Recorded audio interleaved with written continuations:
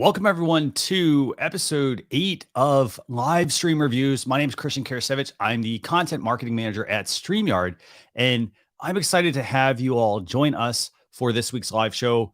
We have a lot we want to talk about with you, and our goal of this show, by the way, is to help you improve your live streams.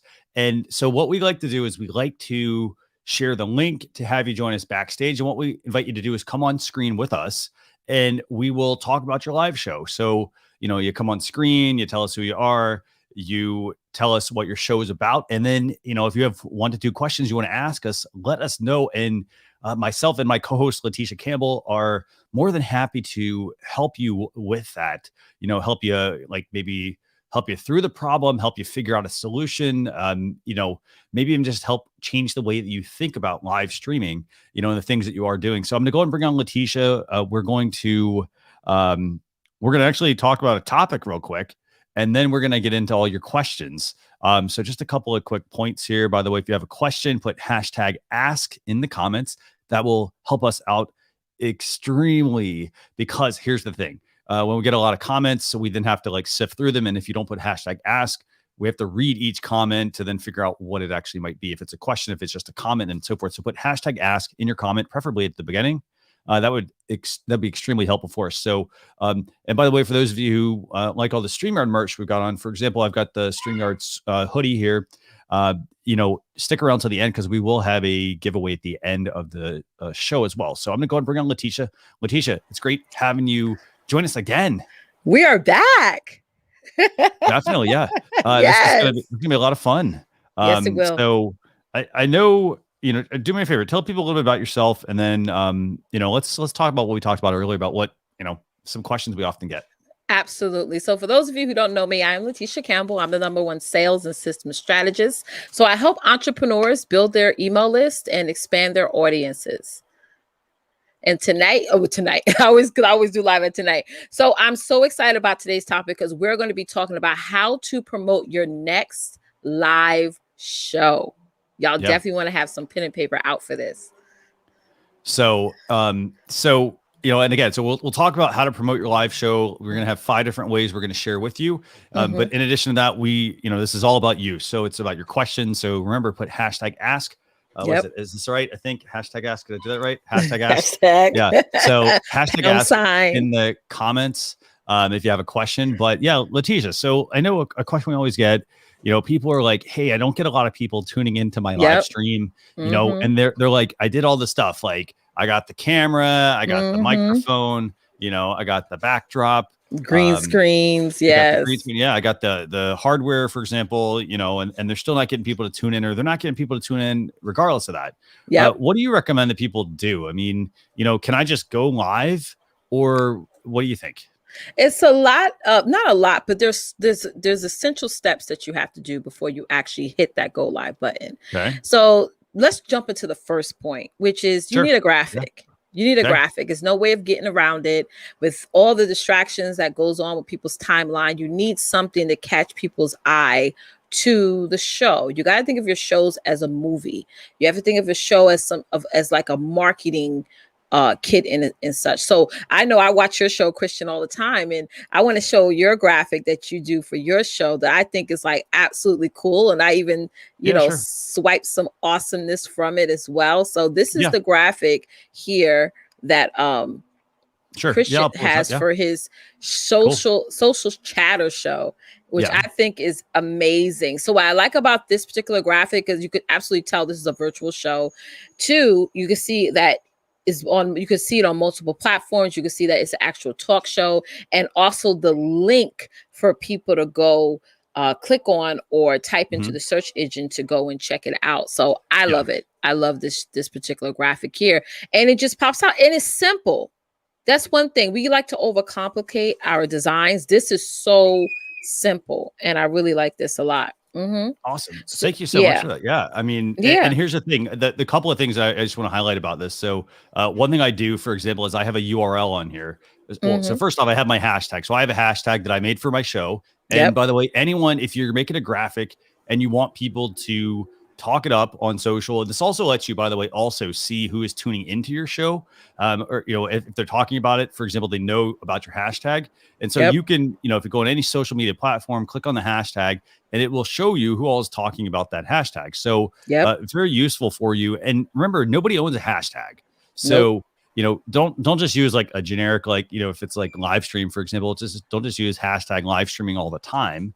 Yeah. Consider making something branded for your show that fits with your show, Absolutely. and then the URL is very simple. I mean, it does mean every week I have to change the link, but what I do is when I schedule my broadcast in StreamYard, I then go to my host. I have a URL redirect and I just change the URL to go to the place that I want people to go to. So if you go to that, it would take you like to the YouTube channel, which is where I want people to go.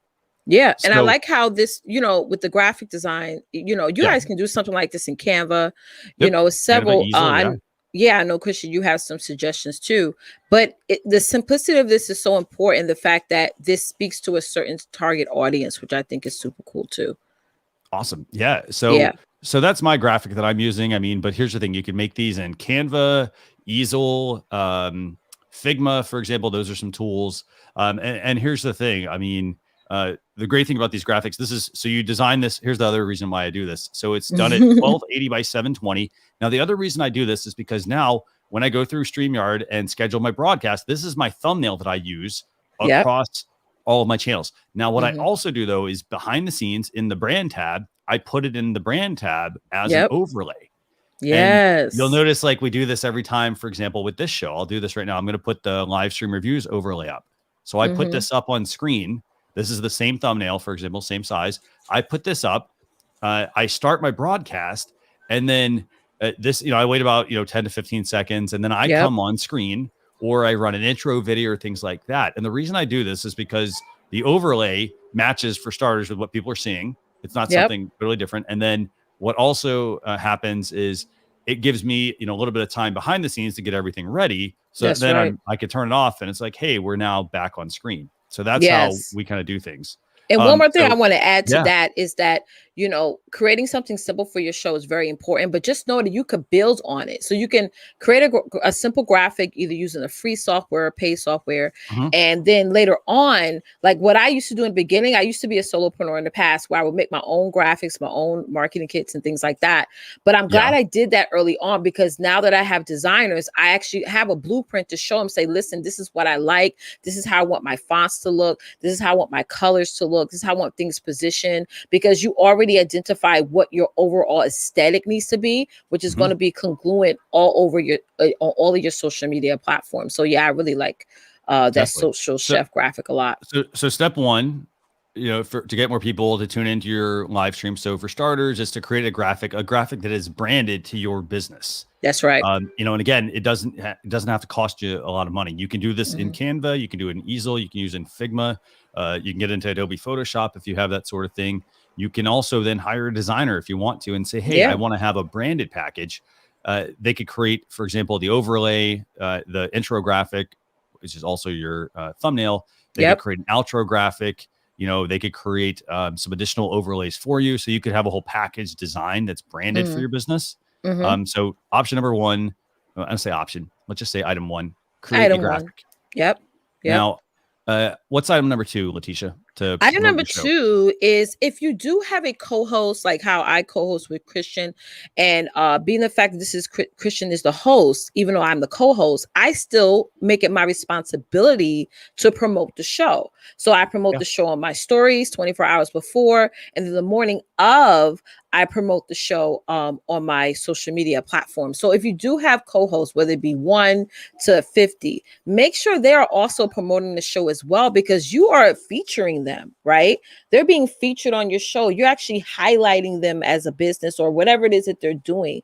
So you should give them whatever, like we showed the graphic, like you should have some form of social media graphic that you will give them to help tell them to put that on their platforms, tell them to spread the word out, and don't just leave it to you as the host to market the show. So that is very important. If you have co-hosts, you got to let them know early on. If you want to be a guest on my show, if you would like to highlight whatever it is that you're doing, you got to also post my, marketing flyers or graphics, whatever you call it, on social media. So that's very important. excellent point, actually. And to that same point, asking your guests to promote the show. I mean, here's the thing. A lot of people, this also speaks to the guests you have on your show. So if somebody, for example, is coming on your live stream and they're doing nothing to actually help you, but here's the thing, they're leveraging your audience. That's right. So for example, it's like, I mean, you're working together. So you should both theoretically be doing, and making an effort to promote the show. And, absolutely. If they're just coming on and they're not promoting your show at all, they're, like, oh, thanks a lot for having me. Like that doesn't really work. You need to make sure that everyone is, it's not going to be equal 50-50, but at least, you need to promote their show. For example, if you're going to be on their show, and then they need to also be promoting it and so forth. So just make sure that everyone is doing their part. And it's really simple. All you have to do is give them the channel you want them to promote. So if it's on Facebook, if you're streaming to Facebook, say a Facebook page, you give them the link to share that. If it's to YouTube channel, you give them that, give them the graphic. Leticia, I think you would ask me, you were like, hey, can I send you the thumbnail? And I think I sent you the thumbnail for our show to have you promoted as well, because here's the thing. We don't have the same audience. So Leticia's audience, my audience, not the same. There may be a little bit of overlap, but you have to remember, it's working together. That's the key thing. So that's item number 2. And what's number 3 real quick? Number 3 is you got to promote the show often. Just saying it one time, posting something about the show, your live talk show one time is not enough. You got to understand that people show up online at different times of the day. So I would promote something on my show on Monday in the morning where I'm making a post about it or going live about it or tweeting about it. And then the following day, I'll do it in the afternoon. And the following day after that, I'll post in the evening, because people, visit social media at different times of the day. You know what I'm saying? So you want to promote the show as often as possible, because that's how you increase your viewership. So a lot of times I'll get people tell me, well, I promoted the show, I posted it and nobody showed up. I'd be like, okay, well, how often did you post it? I posted on Monday and nobody engaged under it. But you guys can understand that how the algorithms work. Maybe they didn't see it. Yeah, that's probably really what ended up happening. So that's why we have to post and talk and market our shows as often as possible, so that way more people can show up. Even you coming live, like I have a show I do every Saturday at 8:30. I talk about that show from Wednesday all the way to airtime, so that people that way people can pencil me into their schedule, because I'm a mom. I have 5 children, so I forget things all the time. Okay, so if you're not constantly telling me, reminding me, just like even if you make a doctor's appointment, your doctor's calling you 24 to 48 hours in advance to let you know that you have an appointment and make sure you show up. So it needs to be the same thing of doing that extra work, that extra step to get out there and promote the show as often as possible. Don't promote at the same time every single day. Like, mix it up, shuffle up the times of the day that you promote that talk show. And what's that? That's what, 4, I think, right? Yeah, that's number 4. No, it's number 3. Number 4. So 3, promote the show more than once. No, what's number 4? Number 4 is you got to build that email list. Yes, to retarget them back to your content.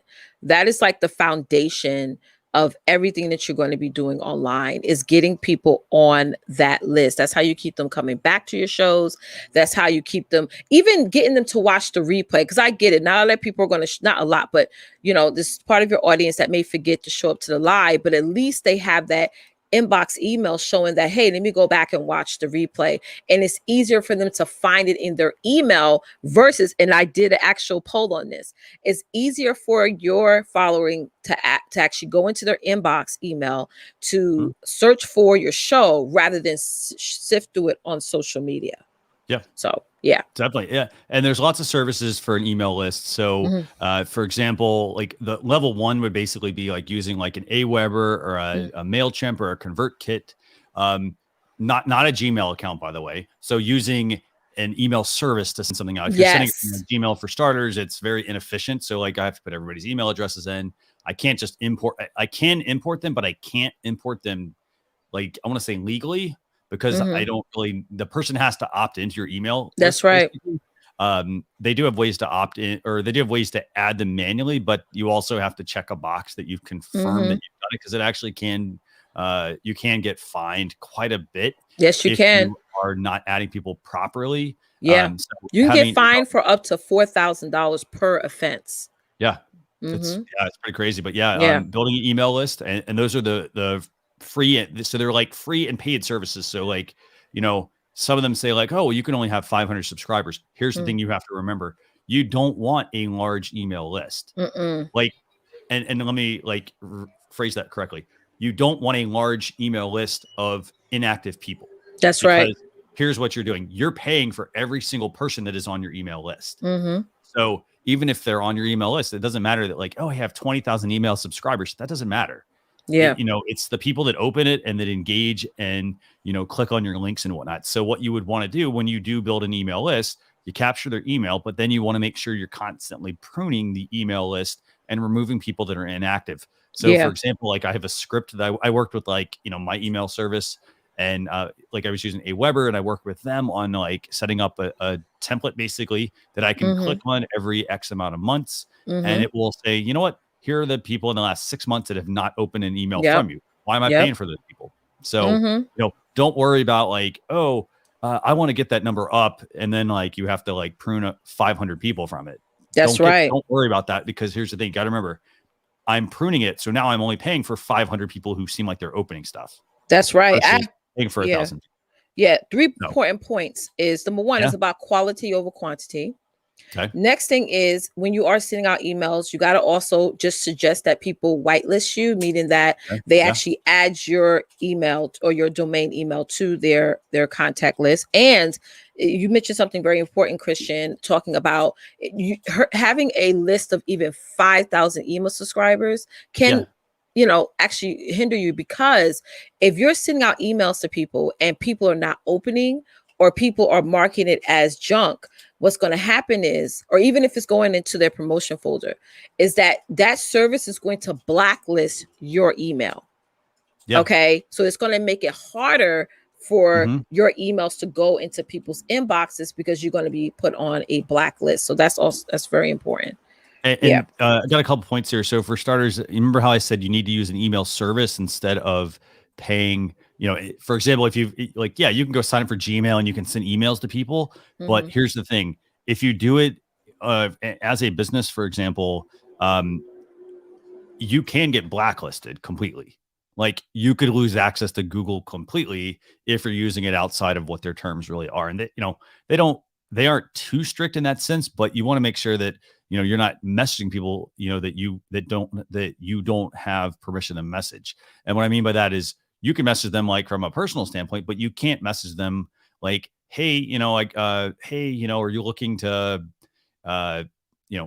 make money working at home, for example? You can't just message people, because that's a business opportunity you're trying to pitch somebody, and so you do have to be careful with that. And Linda Sunshine West says, she makes a really good point, actually. She says she wants us to restate what you said about the fines, Leticia. Yeah, you can get, depending on what country you're in, you can get fined for each offense. It just all depends on what that is. An actual fact, is an actual law. I forgot exactly the name of it, but it was created back in 2003. Here's why that happens.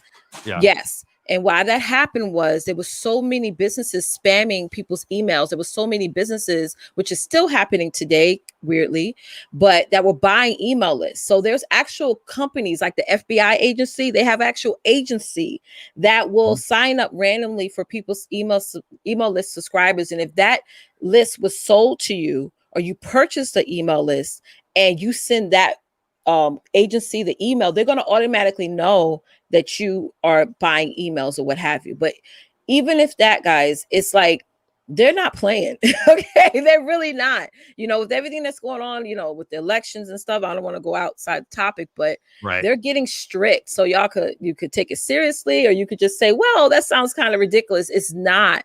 They're being very, very strict, especially when it comes to email marketing, because people can be manipulated. People are getting things that they have not even signed up for, or even want. And so they're really trying to do effective tracing with all this. It is a very serious. I'm going to ask another question as well, by the way. Each offense, or of what? So maybe elaborate on that. Well, when it comes to offense, for example, if you were to do a live and you would tell people, hey, drop your email in the comments, you can't do that. Or let's say if you're about to do a summit and and you want to sell the list of registrants to the people who are co-hosting along with you. You cannot do that. I mean, there's several events. Now, as a business owner, it is your responsibility to research the laws when it comes to email marketing.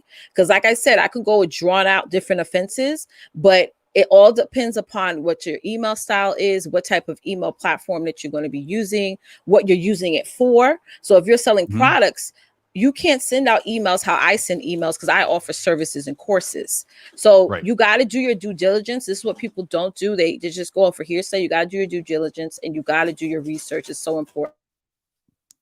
Yeah, definitely. No. And there's a lot of things also, by the way, just a couple of points here to what Leticia was saying. I mean, you have to people have to opt into your email. So you can't if I get somebody's business card, for example, technically you're not allowed to just add them to your email list. There needs to be some sort of opt-in on their part. And like I said, you can add them in your email service, but they do make you check a box. And it's not just they're making you check a box as a formality. They make you do it because it also puts them at risk. Exactly. So, for example, if for example, I have people joining my email list and let's say say somebody is just adding people to a list. Everyone that's signed up for these company services, if they have a lot of bad characters on their email service, it affects the entire deliverability of the emails. That's right. So you want to make sure that, you're very careful with that. That's so important. So that's the thing. You also have to be very careful with what your subject lines are. So for example, you can't just they can't be deceptive. It can't be misleading. Also at the bottom of emails, there needs to be a way to opt out as well. So, you can't hide the opt out option. If somebody requests to be removed, they actually have to be removed within a certain amount of time. Usually. That's true. That's true. And that's the one reason why you use an email marketing service, because that's right. Email marketing service sends out the emails. They usually have some checks and balances kind of going through the process as you're setting up your email. And then they also have the opt out option as well. That's true. So sending out emails through just a Gmail account, that is totally against the law. You have to have the subscriber. The subscriber has to have that, be able to click on that unsubscribe for business. Yes. Let me clarify that. Absolutely for business. Yeah. And NLTMW mentions that each country has different laws. One person in a foreign country can get you charged in their country too. So that's right. Oh, yes. That is true. Yes. So we're talking about and it's a combination of things. It's CAN Spam Act, and then there's also GDPR, which is depending on the country, some also apply that as well. So just be mindful of that. So you do want to promote your show to people. You want to be building an email list, but you want to make sure you're also letting them know, that you're not just adding somebody. So for example, I know we had a question on here one time, I think, Leticia, and somebody asked if they could, if they were doing a show and they said, hey, drop your email in the comments and they'll add them to a list. We did say that really wasn't the best practice. You're not supposed to. And I have proof of that. Last month, 2 ladies that are in my community, they were continuing to do that. They were saying, well, I say it on my live that you'll be opted in. Facebook shut down their account. Shut them down completely. Christian, they were not in Facebook jail. It wasn't, you're on promo. No, their page is gone. So all the lives, all the engagement, all the large following, they shut down their business page and the personal page and their groups. So they're not playing. They're really not. So be careful with that. And then the fifth way, by the way, to get the word out about live streaming. Remember, we're talking about live stream reviews. Yeah, but we figured we'd talk about this topic. It's the fact that announce at the end of your current show when your next show is going to be. Exactly. Remember, people aren't always they don't join you at the beginning of your show all the time. They may just saunter in towards the end, and so. If they missed it at the beginning, you always reiterate when you're going to have your next show. So, for example, I think Leticia, I think we got another one next week, right? Yeah, absolutely. Yeah, next week. So we got another show next week, 12 o'clock, and this one's going to keep going. By the way, we're not ending this now. That's right. March 6th, we have another episode of live stream reviews. Yeah. So make sure you're planning ahead. And I will say, I mean, from a personal perspective, I have been planning my other shows out 6 months out. Yes. And it helps a lot because then I don't have to get to the show and be like, well, I really don't know when the next show is, and I'm not trying to trick people, I'm like, I really may not know. And so Mm-hmm. it makes you very like, it's sort of unsettling, I guess, for the viewer. Yeah. So you have to, keep that in mind. And here's another reason why you should Yeah. tell your audience when's the next time you're going to show up is because, again, you want them to pencil you in their schedule. And two, you want to ask what else do they want to see from you. So that's a perfect time to say, hey guys, do y'all want me to talk about this or this on the next show? Or type in 1 if you want me to talk about this. Type in 2 if you want me to talk about that. So it makes them feel like they're part of the show, which is an awesome way to build up that live stream experience. Yeah. Definitely, yeah. So with that, I want to invite everyone to ask us questions, put in hashtag ask. Yep. And if you want to join us backstage, I did drop the link as well there. And another thing, if you do have any feature requests, by the way, I do make notes of those as well. Yes. So you can use hashtag ask at the beginning for a comment, please. And hashtag feature if you have a feature request. Again, this is not about feature requests, but I'm always taking them. So yeah, you can put that in the comments as well. So I know we had a question here at the top. Let me go back. Yeah, we had some good questions. So flying through, trying to find them. And I'm going to go back and find these real quick. So Love Revival TV, if you want to join, I dropped the link. Let me see. Someone was asking me, they're asking what mic would we recommend? So I would say this, it comes down to what your budget is. Yep. And I give everyone the same advice. And that advice is if you happen to have, and I realize everybody's viewing, we got people from the Philippines, people from San Diego here, I would say if you happen to have like a Guitar Center around you, that's it's a store for musicians. What they do is they have all of the mics set up, or all the high-end ones that they have them set up, and you can test them out and you can see like what they're like. So for example, I've got a couple different mics here. I don't have a ton of them on me right now, but this is the mic I'm using, and this is a Shure SM7B. So this is a higher end mic. And this is something where like it's not terribly portable. Next thing is I have these are the Rode Wireless Go. See if I get those in focus there for you. Let's see. There we go. So there's the Rode Wireless Go. Let me actually put that one right side up. Yeah. So basically the way these work, these are basically transmitters. So, oops, got it upside down. Sorry about that. So these are transmitters. And so one of these clips onto me and I can put it underneath a shirt. Like there's a magnet that you can use, or you can just clip it on. And then the other one, for example, could be attached to the top of a camera, and you can transmit your audio wirelessly, and I can move around and be pretty mobile at that point. But these are about $200. This is about $400. And I'm not selling you on like the price of mics. What I'm selling you on is different types of mics that are available. So it really comes down to what you're going to be doing. Leticia, I know you have a mic as well. What mic do you have? I have an off-brand mic. I got mine for like $50 on Amazon. Okay. So yeah. So it all just depends on your budget. When I first got it, I didn't use it at first. I didn't really start using it as often until I started to really do this show. It was just sort of sitting, hanging out on my desk somewhere. But it has helped with my live stream quality. People stay on to my content much longer because my sound has improved by far.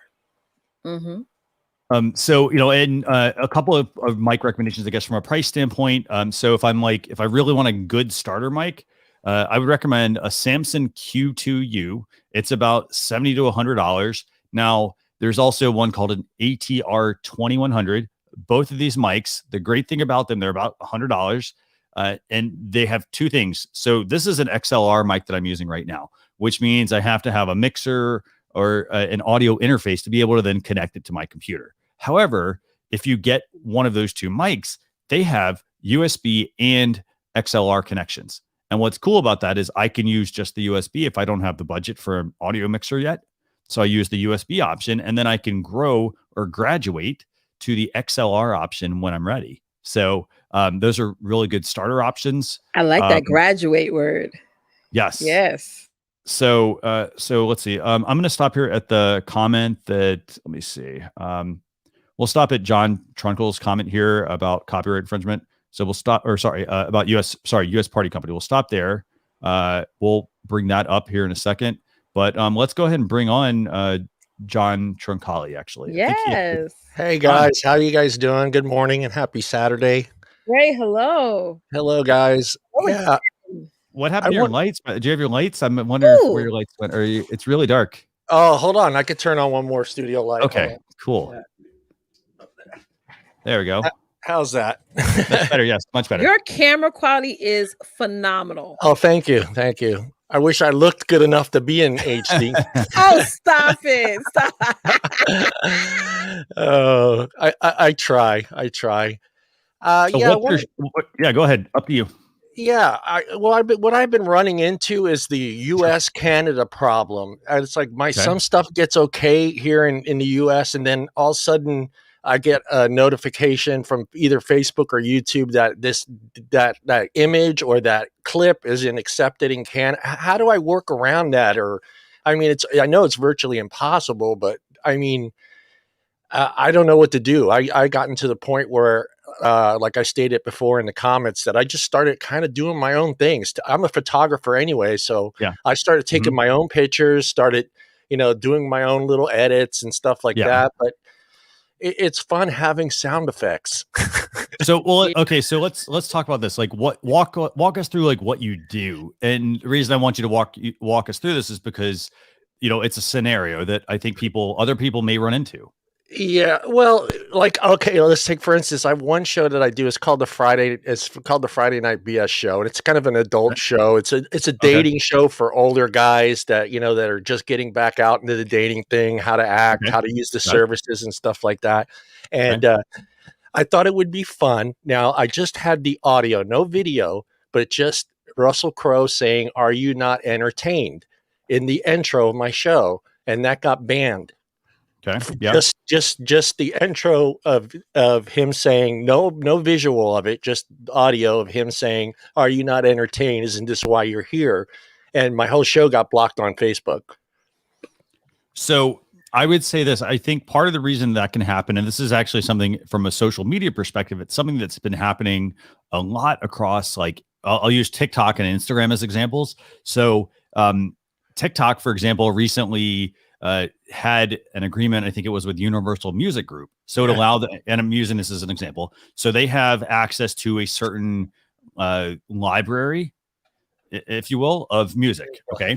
And so on the flip side of that, Instagram, for their Instagram Reels content, they started saying, well, if people are posting Instagram Reels content that is basically like just their TikTok videos on Instagram, they're going to potentially reduce the reach, and also you obviously can get it banned. So part of the reason I think that you're having that happen is because I would say it's a licensing issue. That they definitely have, like, Universal, for example, may not allow Facebook to have that, and so it's in their database of clips or audio that they don't allow.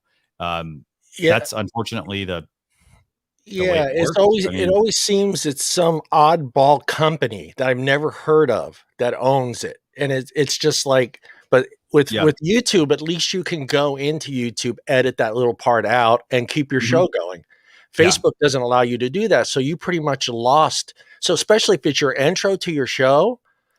And all of a sudden the rest of your show is just gone because of that first 18 seconds. And that's just the big bummer, especially if you're on streaming to Facebook and your whole show just gets blocked because of that first 18 seconds of the intro. So here's what I would do. I mean, I like your point that you mentioned earlier, which is, you should just come up with your own stuff and not have to deal with it. And what I mean by that is, for example, you can go on like a Fiverr or something like that. Maybe you find somebody that can record that for you in a different voice. Obviously, it's not going to be the Russell Crowe type thing. Right. But that, I think, would help you get around that. You can also put a nice like spin on it, for example, as well. Or even work with, you could even, if you wanted to, this is where, like, it's building your business. You could work with maybe a voice coach and have you actually read it as well. So, just something to throw that out there. Anything you want to throw out, Leticia, on that? I mean, I see everybody now making their own sound effects. Like, they're just getting so frustrated with every time they do a live or even like a quick skit that it gets blocked or shut down. Even from my content that I have, my intros that I've actually purchased the tune or the music, and I have to constantly be fighting Facebook. Like, no, I own that. And you know, they ended up releasing the video, but it's just like, if it's something I need people to watch right away, whether it be on the replay view, it does get annoying. So I totally understand your frustration. But like I said, I see a lot of people now who are just making their own sound effects, like Christian said, just doing their own voiceovers, doing their own, you know, stuff. Yeah. Yeah. I just got an app on my phone and I just use that. I've been doing that. Yeah. There's some good mobile apps actually. Buddy, I think it's called Backpack Studio. That's a neat little mobile app that you can put on your iPhone, for example.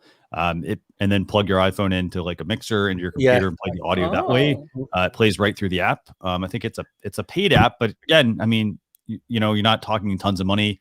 That's one option. The other option is to use some of the paid services as well. So there are a lot of places to actually go and get audio, for example. Like one of the ones I personally use is called Epidemic Sound. And actually, I'm going to drop a link. Actually, we do have. Actually, I don't know if you guys know. This is actually like a first. We have the StreamYard blog actually that we've quietly launched. Yes. And I have an article actually that I put together on places to find music for live streams. And Epidemic Sound, for example, is one of them. And what's actually neat about that is it will allow you to buy, like, I'm gonna say buy. You basically pay for the subscription and you can use all the different tracks for different things. And what's really cool about it is, let's say you have an audio track and it has a piano and a guitar and drums. And you're like, you know what? I really just want the drums. They let you download just the stems. So like you can download just the drum track and then, you know, you can use that, for example, versus having to get the whole mix. So it's pretty neat. So I dropped a link to that if anybody wants that's amazing. That's but that's what I would do.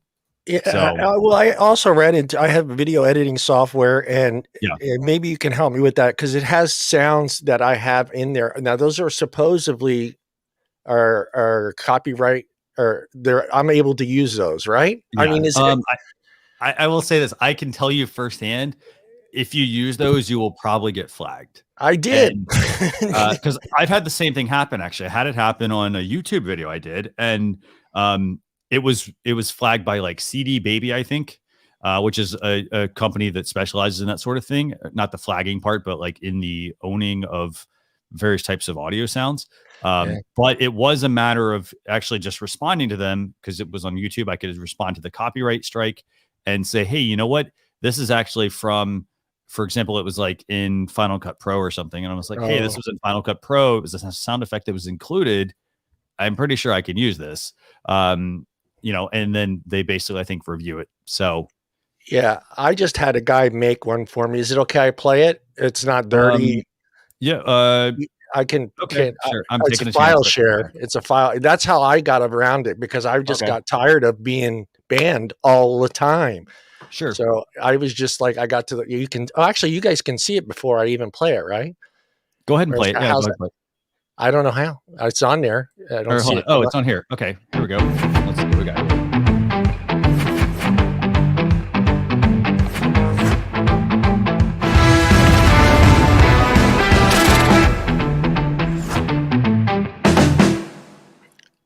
Nice. Very nice. And I finally that was the first week I finally had no bans, no strikes, no nothing. I was like, thank you. It was worth it. That was cool. Yeah, nice. It was worth it. Because I can't stand it.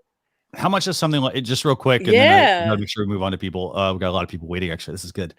So what how much would something like that cost somebody? Well, if you have a good friend, son, who's into that stuff, he did it for free. So, but I'm not sure what he charges, but I've heard from like, you know, anywhere from 25 to 125 bucks is somewhere right around there. But it just all depends on what you want. And then your music. So your music, that's what it comes down to for him. Like he says, it's really hard because sometimes he'll have to hire someone to play music for him. And it can't have, can't even have a single note that sounds like anything because of the way Facebook's algorithm works. I mean, if there's like it's insane 3 keys that sound similar, you're done. So to that point though, that actually is true. Yeah, it is true. When you look at like there are quite a few, and this, by the way, make sure we keep this on live stream reviews. Yeah. But a lot of people, there are quite a few lawsuits against bands you know, and it's a band is, you know, like, oh, they're playing like a few keys that sound like another melody, and that actually is owned by the other band. That's right. So, you know, you have to like, typically you have to license that sort of thing. So well, I know how they get around it. They played they played at a different tempo. Yeah, that's it. That's all they have to do, because I know a couple trivia bands that are doing live shows on Facebook and never get banned. There is a Journey trivia band, and they never get into any trouble just because they'll play it at a different key or a different note or a different rhythm, or just to avoid it being exactly like Journey played it. So they'll play it just slightly different. Yeah, those are my 2 questions that I had for you guys. Everything's been working really good. The mics and the interface. I just love this app. It's been so much it's so much easier to use. And then you guys, I don't know, was this Chad that does the other show? Yeah. He got me so into OBS now. I'm trying to merge the two and my brain's about to explode. I'm just like, okay, I want to do all this stuff that you guys are doing on OBS, do the virtual camera and all that other stuff. And I tried it. It's just, to me, it's just, it seems like it is a lot of work to try to get those boxes and everybody's image. And then if someone taps out, it looks stupid and it doesn't work, because that's, you know, what happens. Everybody doesn't have a great connection. So, I like your setup, the way the background is now. I mean, it's very different. Let's bring you up real quick here and we'll. Well, I do 3 different shows. So one is a controversial show. It's a vape show, but it's on a big format. It's Example Box YouTube channel. It's like 145,000 subscribers there. So I do a show there every week on Wednesday. But then the other 2 is my sports show and the BS show, which is we're just kind of getting into it. And it was because of COVID, and everybody was like, nobody's going out, nobody's doing anything anymore on Friday nights. So I was like, hey, this would be a great way for us to just, you know, do a little show together for 2 hours, talk about dating sites, you know, and I broke it up. I have a 20-year-old, a 30-year-old, a 40-year-old, and a 50-year-old, and a 60-year-old. So I got to get my mom on there. So we just kind of like talk about how to use the different dating apps. You know, we talk about first dates, what to eat, not to eat, stuff like that. It's a fun show, but it gets a little. It's a little crazy sometimes. But and by the way, before I dropped off here, just a real quick point. This is from Michael Daniels. He says, you know, if you have someone make music, which that's the best way to get around things, have somebody make an original piece. It can also be branded to like what your show is about. So you can have them make that, but make sure they do not put it on their channel as well. Obviously, because if it goes on their channel, then it potentially then looks like, well, oh, someone else is using this. So good points. Awesome. Yeah, okay, well, thank you very much for joining us. Thank you guys. Always love coming on here. Thanks again for all your help, and then this software. It's just been awesome. It's made my life a lot easier. Yes, welcome.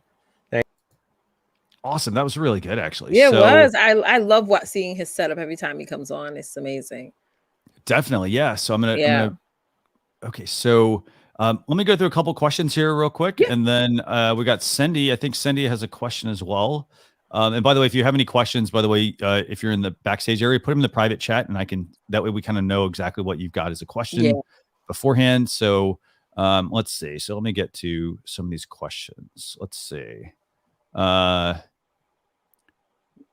question from John. What do you feel about plugging your show on other shows? You feel it's something you should discuss with the show creator? Absolutely. Yeah. You need to discuss that with the show creator, because remember, if you're going on someone else's show, it's not to monopolize their show to your benefit.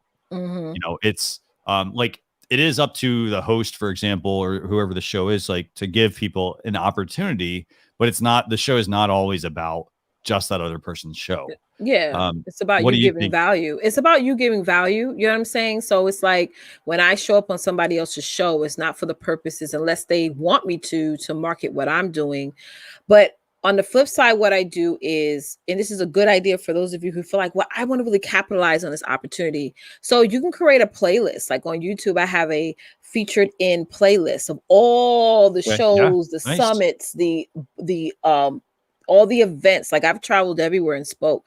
So I put that on a playlist, so that way when people are researching my brand or whatever, they can see all the other shows that I've been asked to be on. So that's how I capitalize that opportunity, is more integral way.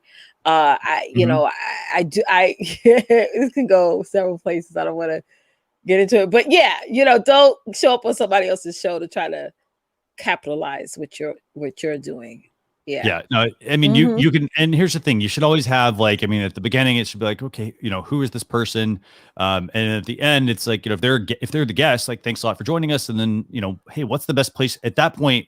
That's a good time to, let people know where they can connect with that person. Absolutely. But if it's during your show and the person, if it's your show and you're talking about a topic and they come on and they're like, oh, well, I have this resource on my website and I have this and I have that, like, that's not the way you do things. So just be very careful with that. And by the way, just a couple other points here. That's a good, I mean, it's so funny, Christian, you and I talked about maybe talking about etiquette at one point, which him asking that question, I think we should do that for a future show, but yeah. Oh, definitely. And just a couple, another actually question from John or comment, I guess, is that, he has people that are on his show. Like we talked about this earlier about having a guest promote a show. Another thing that's really important is that like you divvy up the work.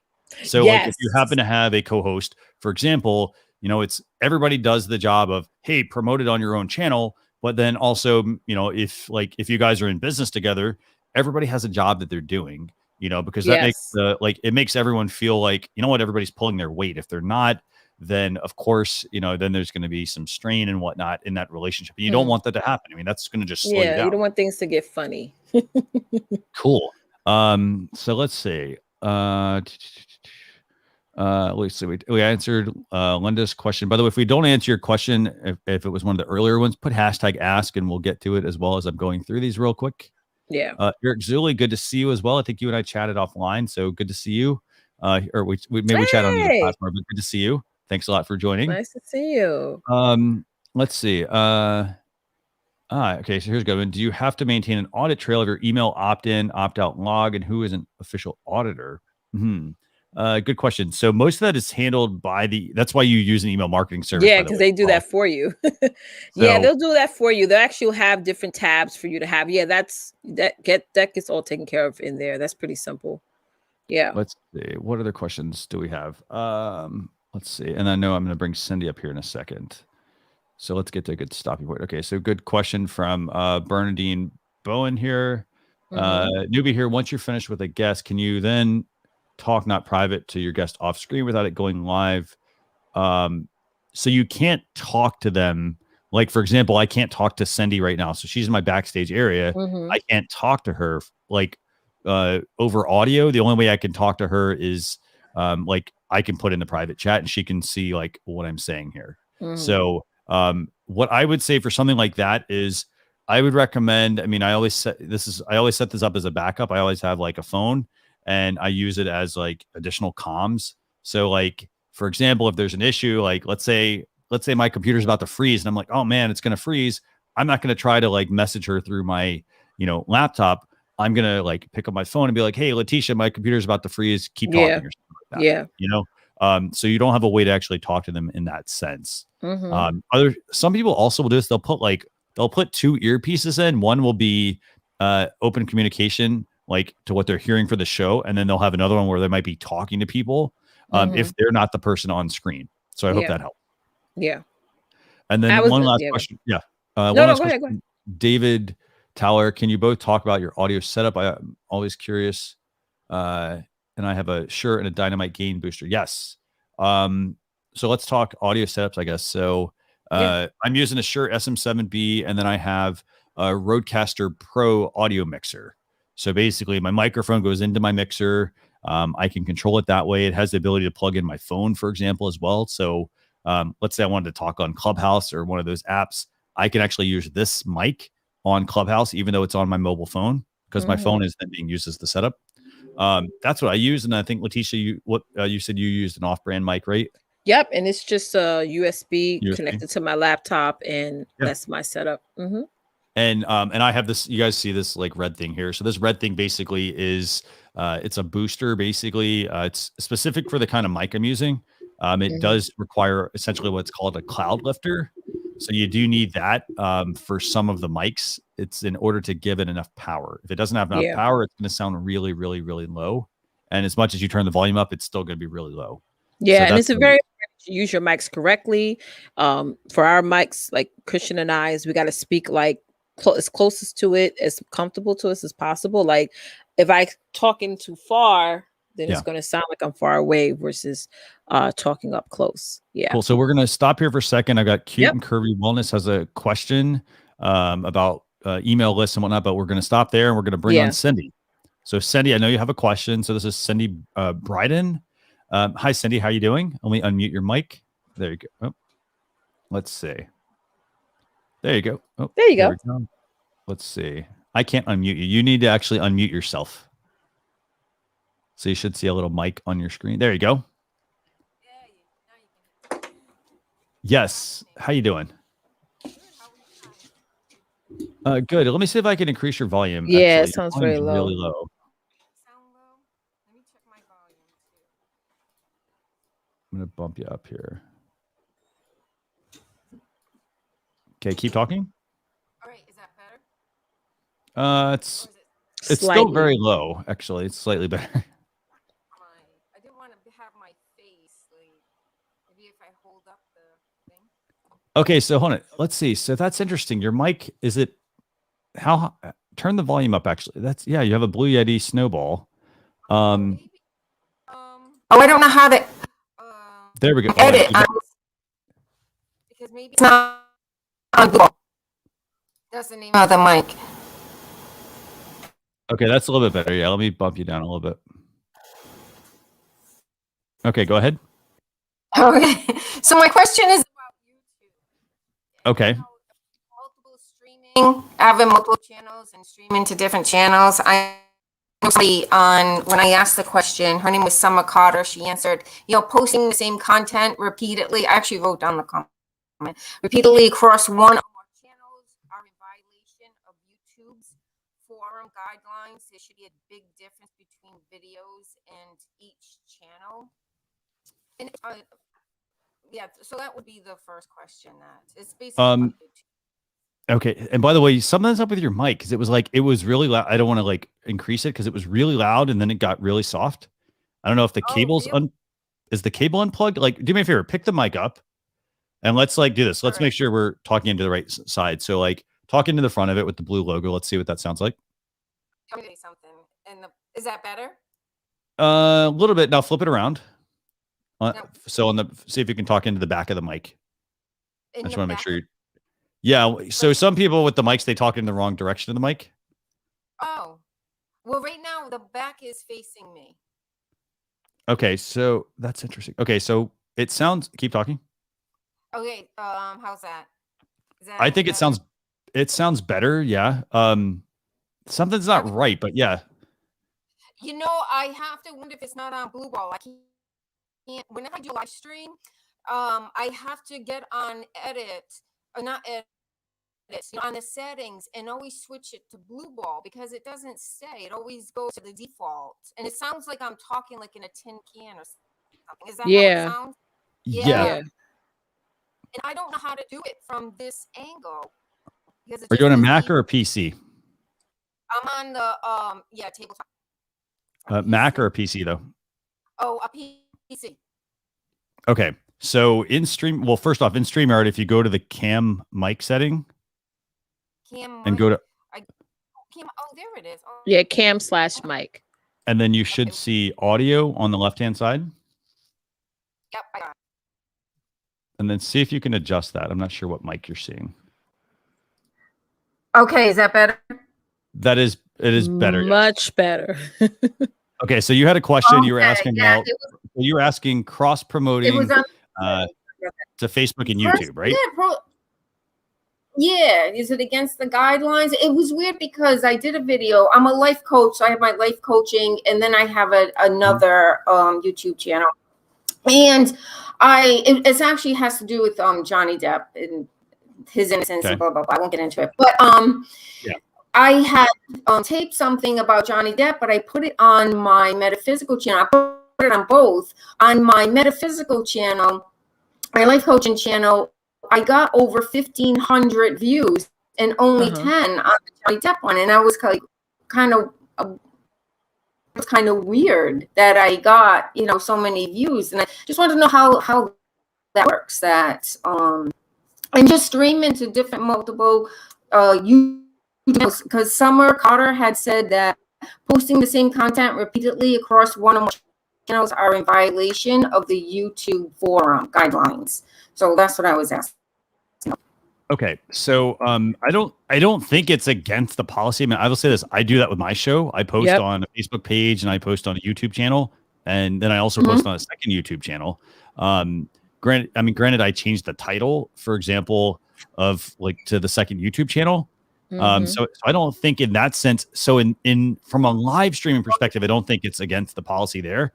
If you were to take the same video and pre-record the video and upload it to two YouTube channels, that at that point it could be seen as duplicate content because they're both coming from you. Yeah. Okay. All right. So because YouTube will tell you if you upload a video that's like a pre-recorded video, if you try to upload like the same video, for example, they will tell you that it's the same video. Yeah. So all right. Yeah, I have to say that because the reason why you're probably getting a lot of viewership is because you tapped into a trending topic that everyone is probably typing into their search engine and wanting to know more about. So your content is probably showing up at a higher rank because it's trending, right? So you should maximize on that. Secondly, I want to sort of draw the line in the sand with this whole. I saw that comment too in the group. There's a big difference between simulcasting and putting the same content over and over and over again. So you can simulcast, and people get that confused. And like, if I simulcast, isn't that the same thing as posting the same or multi-streaming, posting the same content over and over again? No, it's not. You're simulcasting. You're taking a piece of content, going live, and you're saying, you know what? I wanted to like a spider effect. You wanted to go across all these different platforms so that it can reach out and expand out to more people. That's what it is to, we used to call it simulcast back in the day. So I used to go live, on Periscope, on Facebook, multiple places from different devices. Now, thank God to StreamYard, we can do it just from one device. So that's the difference. You should always be simulcasting, spreading out your content, expanding your audience. But if you're regurgitating the same stuff verbatim over and over again, eventually, people may flag you. But most of us are not even doing that. You know what I'm saying? That's the thing. Yeah. So simulcast, you're doing great. Oh, okay. All right. Thank you. That was my question. Yeah. Awesome. Thank you so much. You're welcome. Anytime. Thank you very much for joining us. So remember, like with your mic, by the way, just a couple of quick points here. Yeah. One is make sure you go into cam mic and make the adjustment there. And then also make sure you check that USB cord on the mic. Make sure that they're plugged in properly. I would say properly. Just make sure they're plugged in all the way. Because if it's not, that might be why we're hearing like, okay, it's really loud and then really low. We had some really good comments from viewers on that. So, but yeah. Okay. All right. Thank you. I will. I'll check it out. Thank you so much. Awesome. Thank you for hopping on. Thank you. Have a great day. Thank you for having me. You too. Be safe. Anytime. Okay. So let's go through a couple questions real quick here, and then we're going to get to Brandon. Brandon's got a couple questions. Awesome. Let's see. So NLTMW got your comment about your feature request. Sorry. For pinned comments. Yes. So let me just make a quick note of that.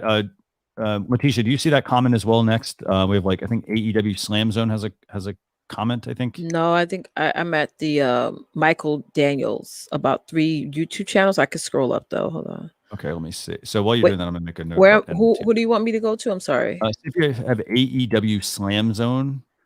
Or get rid of lag.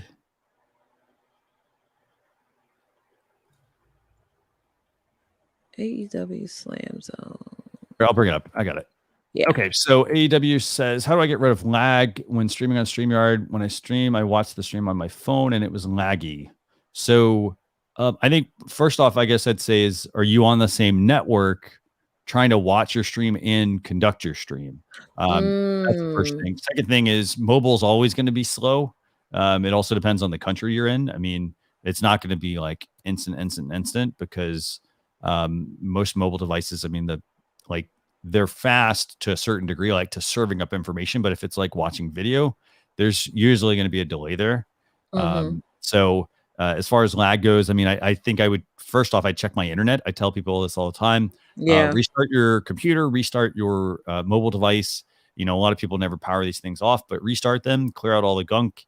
and then go do a speed test, for example, on a laptop. So connect your laptop to the network you're streaming to, go to speedtest.net, and you can then just run a speed test to get your upload and your download speeds.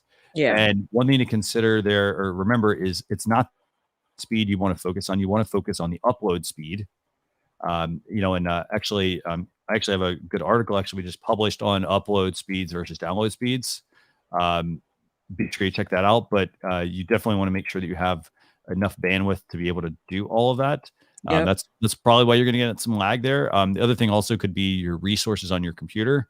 So if you're broadcasting from a computer, if you don't have enough resources, it is going to potentially lag, because it's trying to do all, it's the brain basically. So it's trying to do all the serving up of your video, and it can't sometimes because it doesn't have enough power, for example, whether it's video memory or RAM or things like that. So close down things like Dropbox and Google Drive, backup services, all that sort of stuff as well. Yeah. So, okay, let's see what else we got here. So, Bald Guy Studio says he loves Guitar Center. Didn't know he could test that in store. Yeah.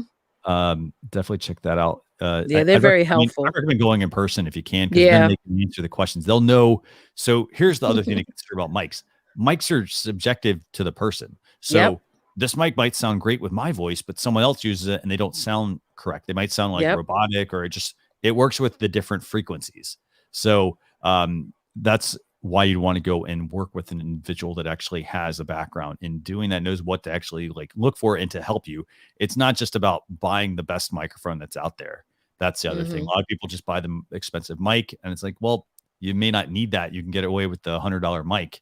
If your voice, for example, works, it might work just fine with that. So, okay. And then one last point from NLTMW here. Copyright is copyright. Video, still images, audio, they're owned by somebody. Absolutely. So you have to just be careful. And that's where you may just want to hire somebody to do that for you. Exactly. Like for my images, like stock photos and stuff, I'll go to like pixels.com or something, because those are all unlicensed images. Yeah.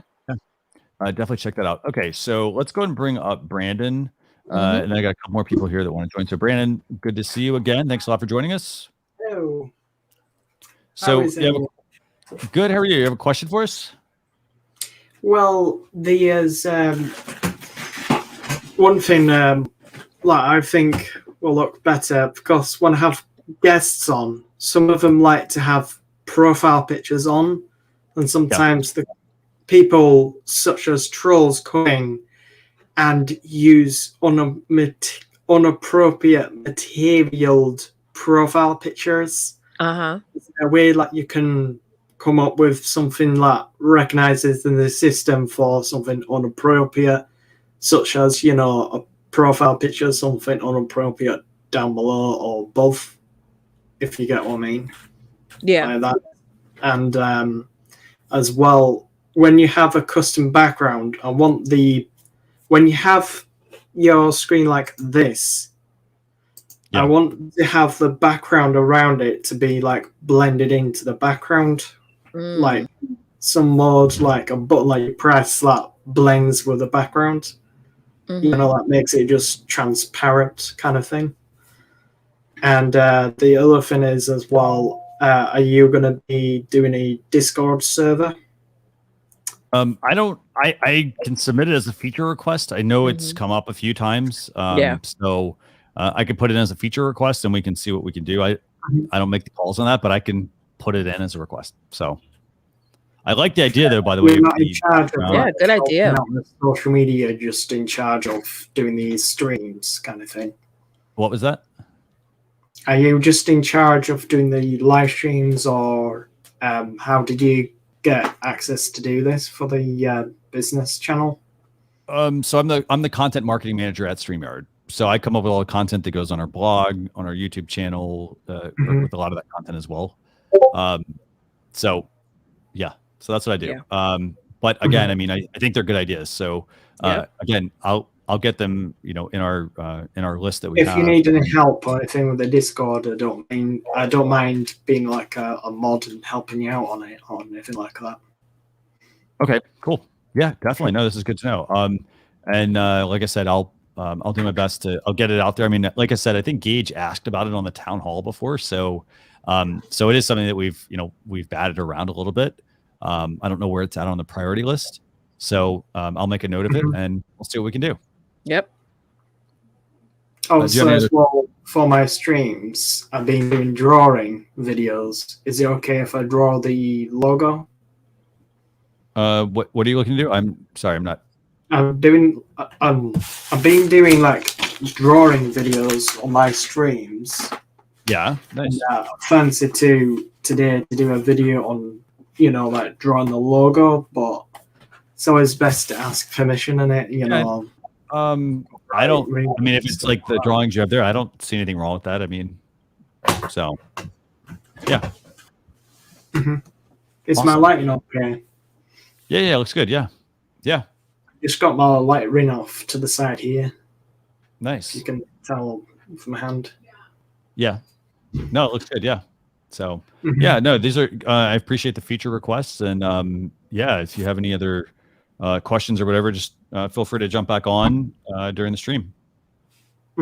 Sometimes if I'm just sitting here doing stuff or anything, sometimes I'll come up just to like watch the stream in real time, and sometimes if I got an answer, if I remember, I go like this, like that to represent I got an answer, or I'm just here, just to let you know. Yeah. Just watching. Okay. Sounds good. Awesome. Okay. Thank you. Okay. Have a nice day, everyone. Bye. Bye. Bye. Okay. So, let me see. We got a couple more comments here. By the way, remember, just put #ask if you have a question, and we'll do our best to get to all of those. I'm just going through these while we're also having people come on. So, #ask if you have a question, #feature if you have a feature request, and we'll do our best to get to all that. So, yeah. I'm going to go and bring on USA live stream here, and Leticia, I'll let you kind of direct that, and then I will be going through the comments. So awesome. USA live stream, can you do me a favor, USA live stream? I know you've been on before. Can you maybe turn on your camera? Yeah. If possible.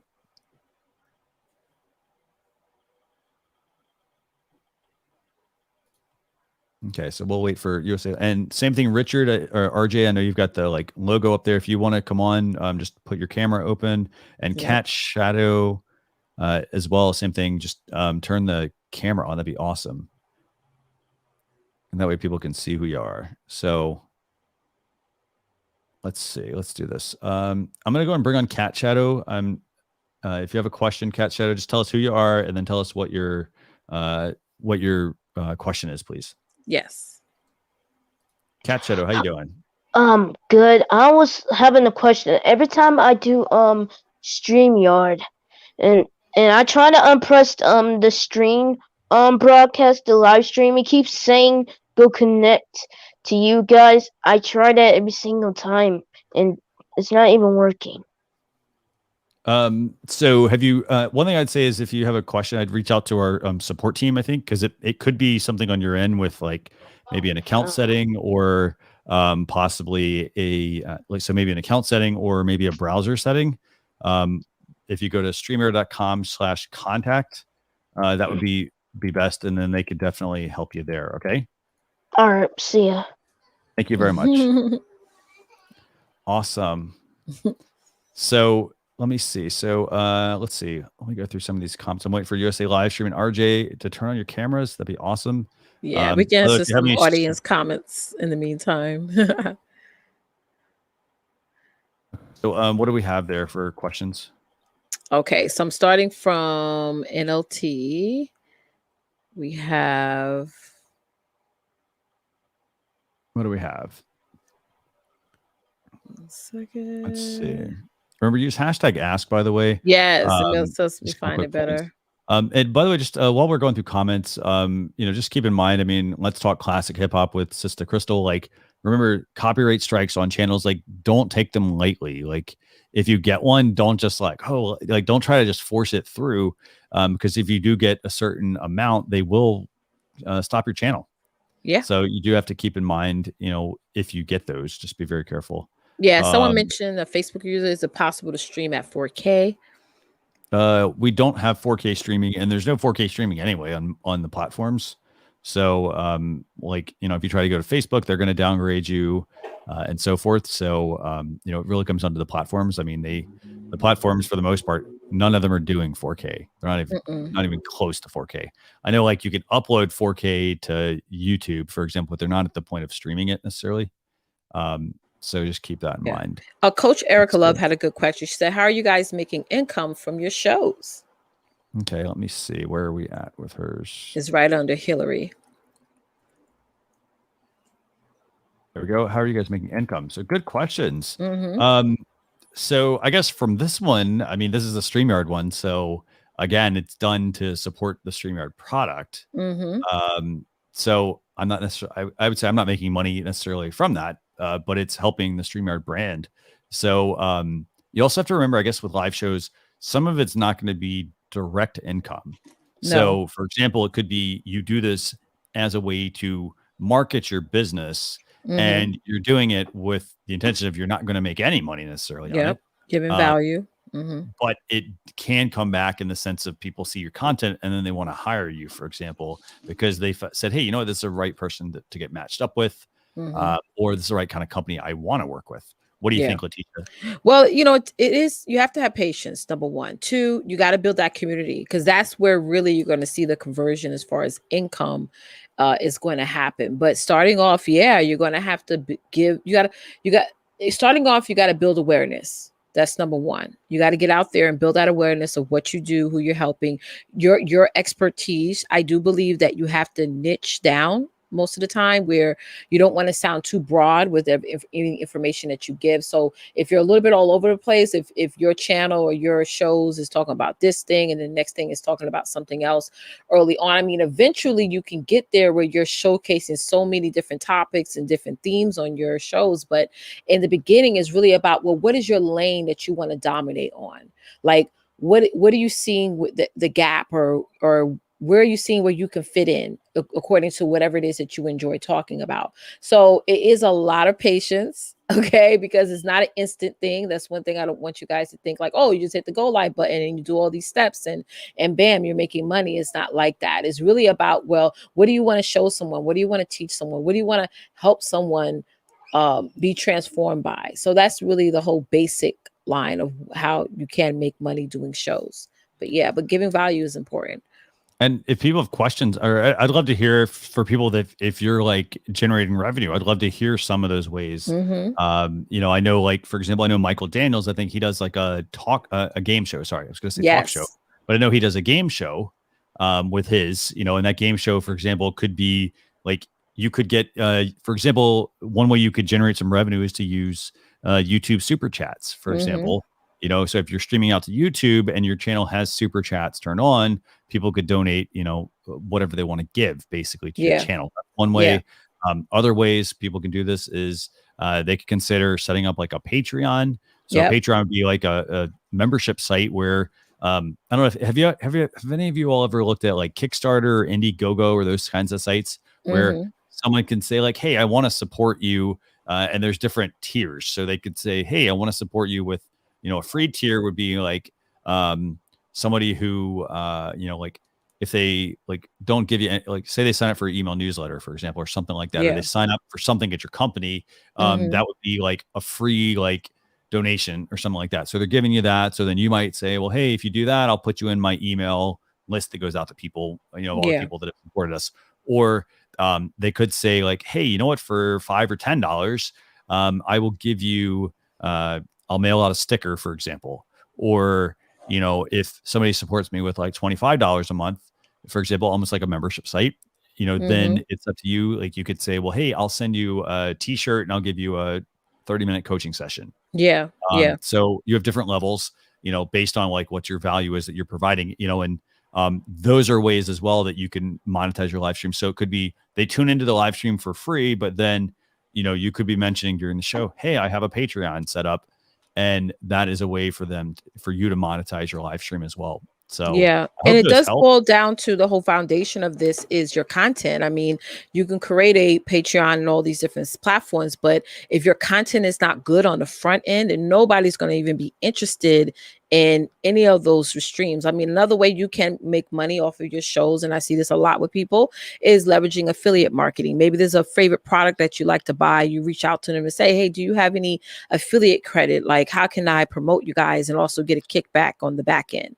So there's a lot of creative ways, but the foundation is your content. That's the overall foundation, which is why we do this show, is to talk to you guys about that as well. Yeah, and the whole point of like live stream reviews, by the way, is to get you hopefully to come on screen with us to, tell us, hey, this is my show, this is what it's about, and this is the problem that I'm struggling with. For example, we get a lot of people that ask us about, they're not getting viewers. So that's why we were encouraging you to like take up some of the promotional ways, because a lot of people, they just think like, hey, I'm going to go live on Facebook and YouTube, and all of a sudden I'm going to get this audience. And the thing is, that's not the case. Nope. If you go live on those channels, the other things you need to do, like if you're streaming to YouTube, every single, like you need to then go into your YouTube studio and optimize every single video that you publish, regardless of if it's a pre-recorded or a live stream video. And you can put in a title, a description, and some tags. And those can then be found when people are searching for certain topics, like i.e. the topic you're talking about. So there's a lot you can do there. But Coach Erica, like I'm going to drop the link here. I'd love for you to come on. And, please come on and like talk to us about like your show, because maybe the ideas, like we're giving you some ideas, but maybe there are people that are watching that have ideas as well. So please join us here. Awesome. Okay. So let me see. So I'm going through, so I got her question. Let's see. G says something about my audio was bad. How did I fix it? I'm not entirely sure. I haven't adjusted anything. I mean, I also did a episode yesterday called Learn with StreamYard, where we talked about camera positioning. I didn't have any audio issues there as well. Nothing has changed, so I'm not sure if that's what you're hearing. I'm wondering if maybe it was your internet. I'm not sure. So. But if anybody else is having audio issues with my audio, let me know if it sounds better, worse, and so forth. Okay, let's see. What other questions do we have? We had a lot of questions about Cindy's mic. I'm glad those are getting fixed. Let's see. Let's see what we got here. So USA live stream, if you want to come on, by the way, do me a favor. Just open your camera. That'd be awesome. Yeah. There we go. Awesome. Okay. So cool. I'm going to bring USA live stream up. I'll let you talk with her, and then I'm going to go through the comments. So USA live stream, thanks a lot for joining us. Hey, welcome back. How are you doing? I have two questions. Okay. Sure. I have a sounds card for my desktop and laptop. Okay. And then I have another sounds card for my cell phone. Just 1 second. Let me just show you. So this is for the cell phone, but I'm not so sure if the StreamYard actually can have a sounds card. Do you think I can connect? I don't think you can connect that to your phone, because the way the phone will work is the phone will, it uses the internal mic. And so when you plug it in, you're going to have to you can try it. You're going to need like an audio cable from the phone to the sound card. And then you're going to have a way to also get the microphone in. Okay. So I think you're going to I don't think that's necessarily going to work. The other one, actually, I've seen the other one that would plug into a computer. So you'd plug it in a computer and you'd be able to play those sounds. I will say there are a couple of things with that sound card that are, and by the way, this is an effects generator, generator. This is basically an effects board to people that are watching. So it would plug into your computer, and then you'd be able to play that during your, potentially during your live stream. That one does have there's a couple little nuances with it. Like when you push some of the buttons, the ones on the front, by the way, if you push some of the ones on the top, it'll be like, oh, changing this to it'll actually say what it's doing instead of actually play the sound effect first. Mm-hmm. So you do have to keep in mind with that. But there are a couple things that can be useful in that. Okay. And do I need to hook this up to the audio? Because I know through OBS or Streamlab, Mhm. you have to Right. go to the output, right? Mm-hmm. But my question is that how can I play the sounds during live streaming with StreamYard? Okay, so you're going to need a couple things. So one thing you're going to need is a software, like an audio routing cable, a virtual audio routing cable. Okay. So you're going to need a piece of software. So if you're on if you're on a Mac, for example, you could check out Loopback. If you're on a PC, you may need to use Voice Meter. There's also Sound Siphon. I think it's Black Hole Audio, I think is another one. So you're going to need software like that. And what's going to happen is you're going to then take that device is going to plug into your computer, and then you're going to route that audio. It'll pop up. It should pop up into the system. That will be routed into your stream as well. Does that make sense? Yes, it makes so sense. So you'll basically say, take this, boring, this, do what?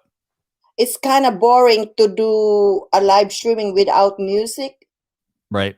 So this is why I try to utilize this. And since I am monetized and I have been listening for like CPR, copyrights, right? Yeah. So the music that going to go to the StreamYard and then connect to Facebook and YouTube, is that going to complicate? I mean, I just don't understand it. How? So I don't know if the thing I don't know about that device is I don't know if the effects are part of, like, I don't know where they came from. Mm-hmm. That's the one concern I have. I don't know where they came from. So I can't really speak to that. I can't say like, well, hey, yeah, there's definitely conflict, or, Facebook might be okay with it. I really don't know the answer. Well, do you think since you guys are actually featuring the StreamYard, you can ask Gig or Dan to have like a music with the StreamYard, even though we have to pay extra? Do you think they can do that? Oh yeah, I could definitely. That's actually the approach I would take. I mean, of seeing if we could put it into StreamYard. Yeah. Okay. Okay, and that way that gets you outside of like having to actually deal with all the copyright side of things. And I mean by that, like, because it's what's the word I'm looking for? Like, it's not like most of the time you don't know what you can and can't use. Mm-hmm. So what I would say is like, yeah, I just put it in as a feature request right now. So yeah, because I heard the concern of the question of the other YouTube creator Brandon, his question about the trolls. I was doing a live streaming, and for some reason I think I have given the code to another guest that I do not know, and then he was doing something inappropriate, and I was like, oh my goodness, because I didn't screen him, right? And that was very, very scary. And I think it's the best thing to really get the feature to control the chat room is to have a blocker, because you can block in YouTube, but in Facebook you cannot block other people. It's very, very important. And then I have a friend who works in Middle East, and he had given his code to a friend, and then that friend gave it to another friend, and then he was sleeping at night, and all of a sudden he can actually go inside of his StreamYard, and it was very, very scary if you are nice, so those are very, very important. Yeah, and that's a good point. I mean, you just have to be careful with if you're going to bring people on, just be mindful about like this applies to like guests. So for example, if you're going to invite somebody on as a guest, make sure you know who you're inviting on. Don't just invite them on just because you got a guest to say, yes, I want to be on, like have conversations with them beforehand as well. See if, learn if like what their values are align with what you're doing for your show. So definitely make sure you pay attention to that. Okay. So what's the name again of the one that I have to purchase? You're a PC or Mac? I have two desktop, one HP and one Mac. Okay. So if you're on a Mac, you can use Loopback, all one word. Okay. And then if you're on a PC, you can check out Voice Meter. So Loopback, I think, is a paid program. So you could do Loopback. Sound Siphon, I think, is a cheaper version. And then there's also, I think it's Black Hole Audio, I think. Okay. And then you can look back and meter, right? Loopback, Voice Meter for PC. Okay. I got it. Sound Siphon. Okay. Look up Black Hole Audio. And then is there anything else you'd add, Leticia? Oh, no, I'm not. I'll leave that to you. Yeah, these are good suggestions. Yeah. Awesome. It's really, really, as far as the expenses is getting higher. Go ahead. Yeah. Underwater asks, can she connect the sound card to her phone? I don't know if that.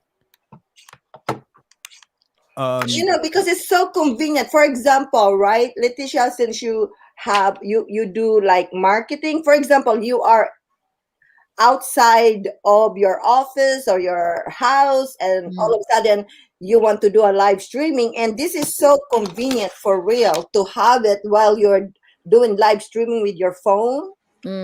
So yeah, it's really excellent. But since StreamYard is still, I think I heard from Gig and Dan that the StreamYard join in with Happen.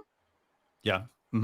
Right. So they can add different kind of features, because for example, you have mentioned that the epidemic sound, just for example, music, we can pay for it, right? So why not they added that additional feature, like for example, music to the StreamYard, so we don't have to go to a third party, right? Right. Yeah. It's something that we just need to work on. I mean, we have a lot of things going on. So yeah. But yeah, definitely something worth like noting. So I put a note in to see if we can get that added as a feature request. So okay. Well, thank you very, very much. I enjoy both of you. Thank you. We really appreciate it. Love you, Leticia and Christian. Thank you, love. Thank you. I'm promoting my second. You know what? I have 3 channels, 2 monetized and 1 is not monetized. I was like, let me wear because I watch Leticia's idea. It says dominate, isn't it? Let's dominate. Let me have mine. Don't stop. Don't quit. That's right. In that order. Before we move on to someone else with a question, so can you talk about like grandmother, okay? Yeah. And so I am doing this live streaming, and I just want to say something funny about my husband. He was like, "Aren't you too old for that?" I said, I am not too old for this. And my daughter, like 40 years old, and she was like, "Mom, you act like you're 20 years old." I was like, "It's really fun." And you won't believe this. Probably Christian is going to start laughing. I have my own studio, and my husband was like, "What are you doing? All that equipment?" I mean, I bought so much equipment because, of course, Christian was like, "Buy the," not literally saying buy this, but I was said buy the clamp stand for your microphone, which I did. And then my husband was like, "You spend more money for your equipment than making money." And I was like, well, I enjoy it a lot. So this is why I truly enjoy both of you, because you guys had so much great suggestion that I am learning at. So before I switch to someone else here, by the way, what I want to do is I want to get some feedback from you real quick. So you talked about monetizing your show. You said you have 3 channels. We got some really good feedback. Like Darren here saying, "Hey, 3 channels, go get them." He has like 300 that like me. So so let's talk about monetizing your shows. Okay, so you have 3 shows. Let's talk about like how have you monetized them? Let's start there, and then and you don't have to give like numbers, for example. Well, the number is great. Let me tell you something. The numbers, if I'm gonna give you a great tips, okay? Yeah, sure. If you work hard and you truly want, because see, I belong to sales, right? So if you really put up your energy, your hard work, and you are determined, there is no impossible. You can live with between $3,000 to $5,000 if you truly work hard every month and make that money, but it will burn you out. This is why I also want to remind everybody, is this your full time? Is this YouTube creator? You have to think it first. Are you doing this for fun? Are you doing this for diary? Are you doing this for business? Are you doing this for part-time? So I decided, since I am a grandmother, I decided full-time. Yeah. So when I decided a full-time, you truly have to have a notebook, okay? YouTube or journal or whatever journal.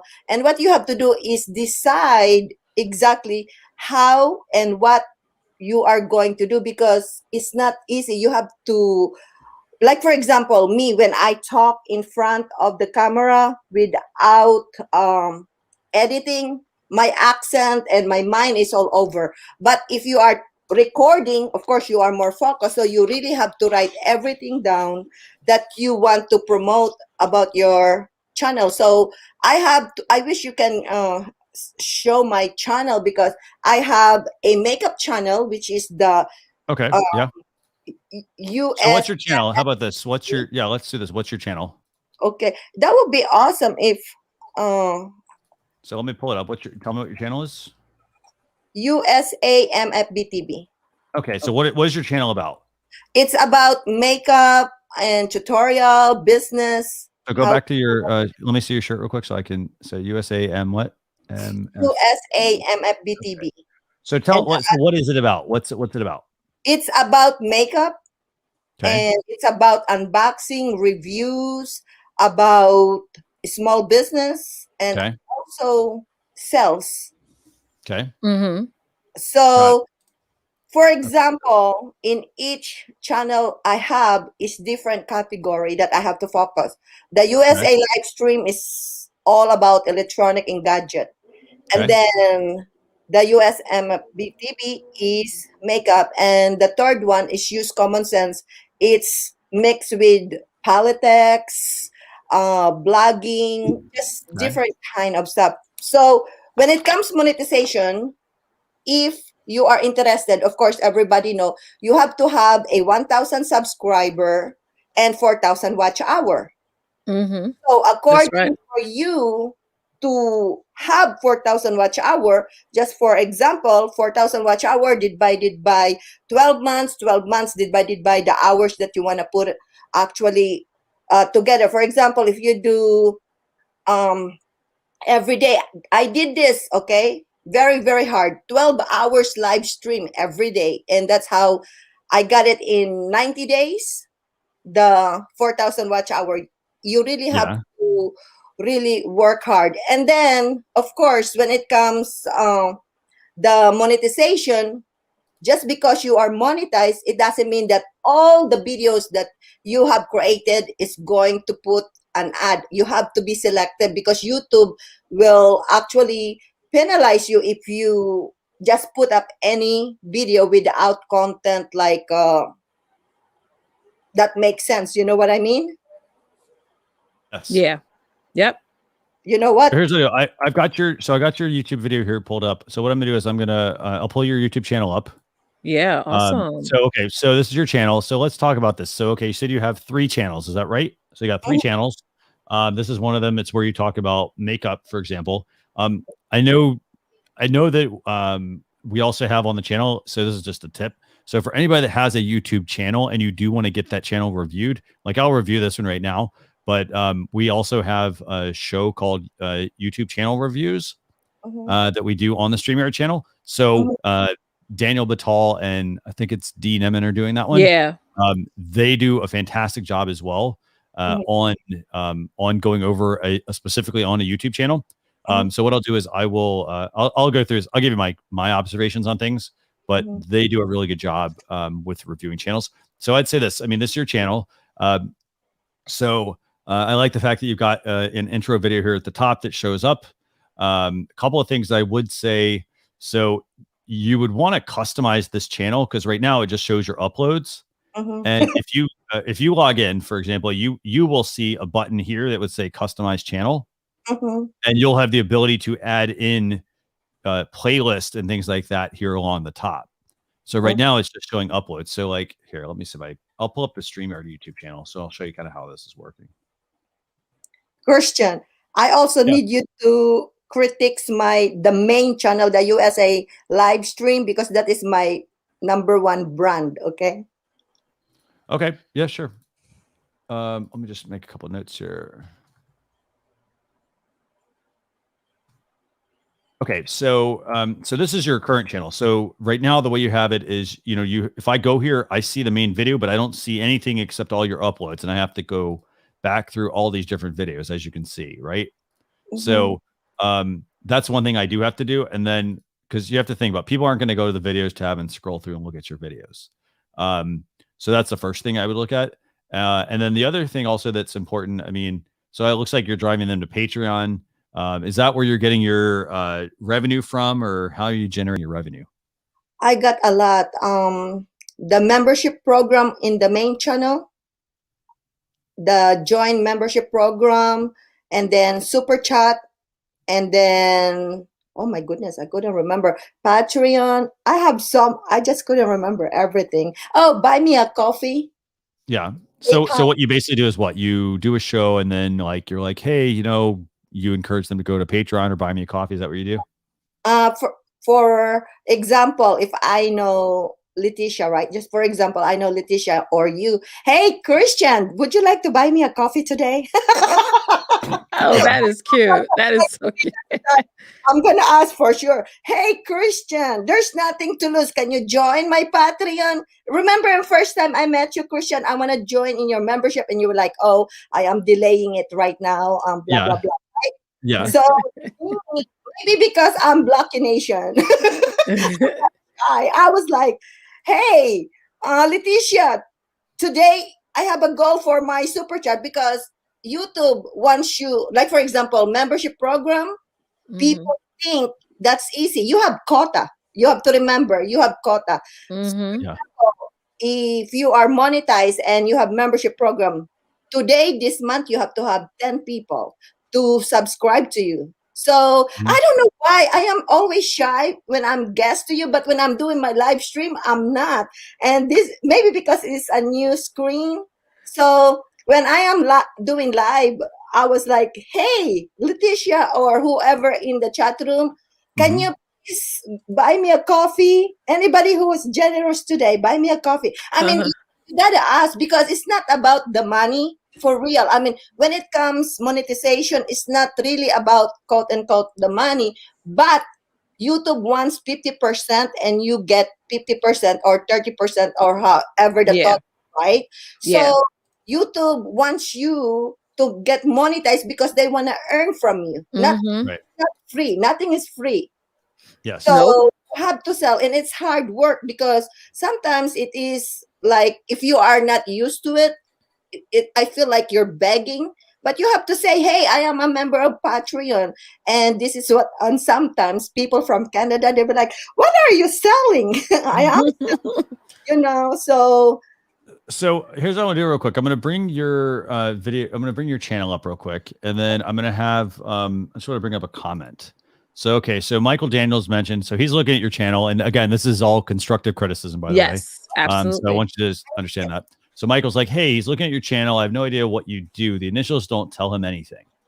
So like, what do the initials stand for example? Oh, since I am in the USA, I am a dreamer, okay? I have a dream that one day I'm going to own my own fashion brand. So this is my fashion brand to blog. So I would like to have that because I am blogging with the cosmetics and products. So USA, my fashion brand to blog, since this is a YouTube blogging. Oh, vlogging. Okay. Or it could be my fashion brand TV channel. I mean, I just thought about it.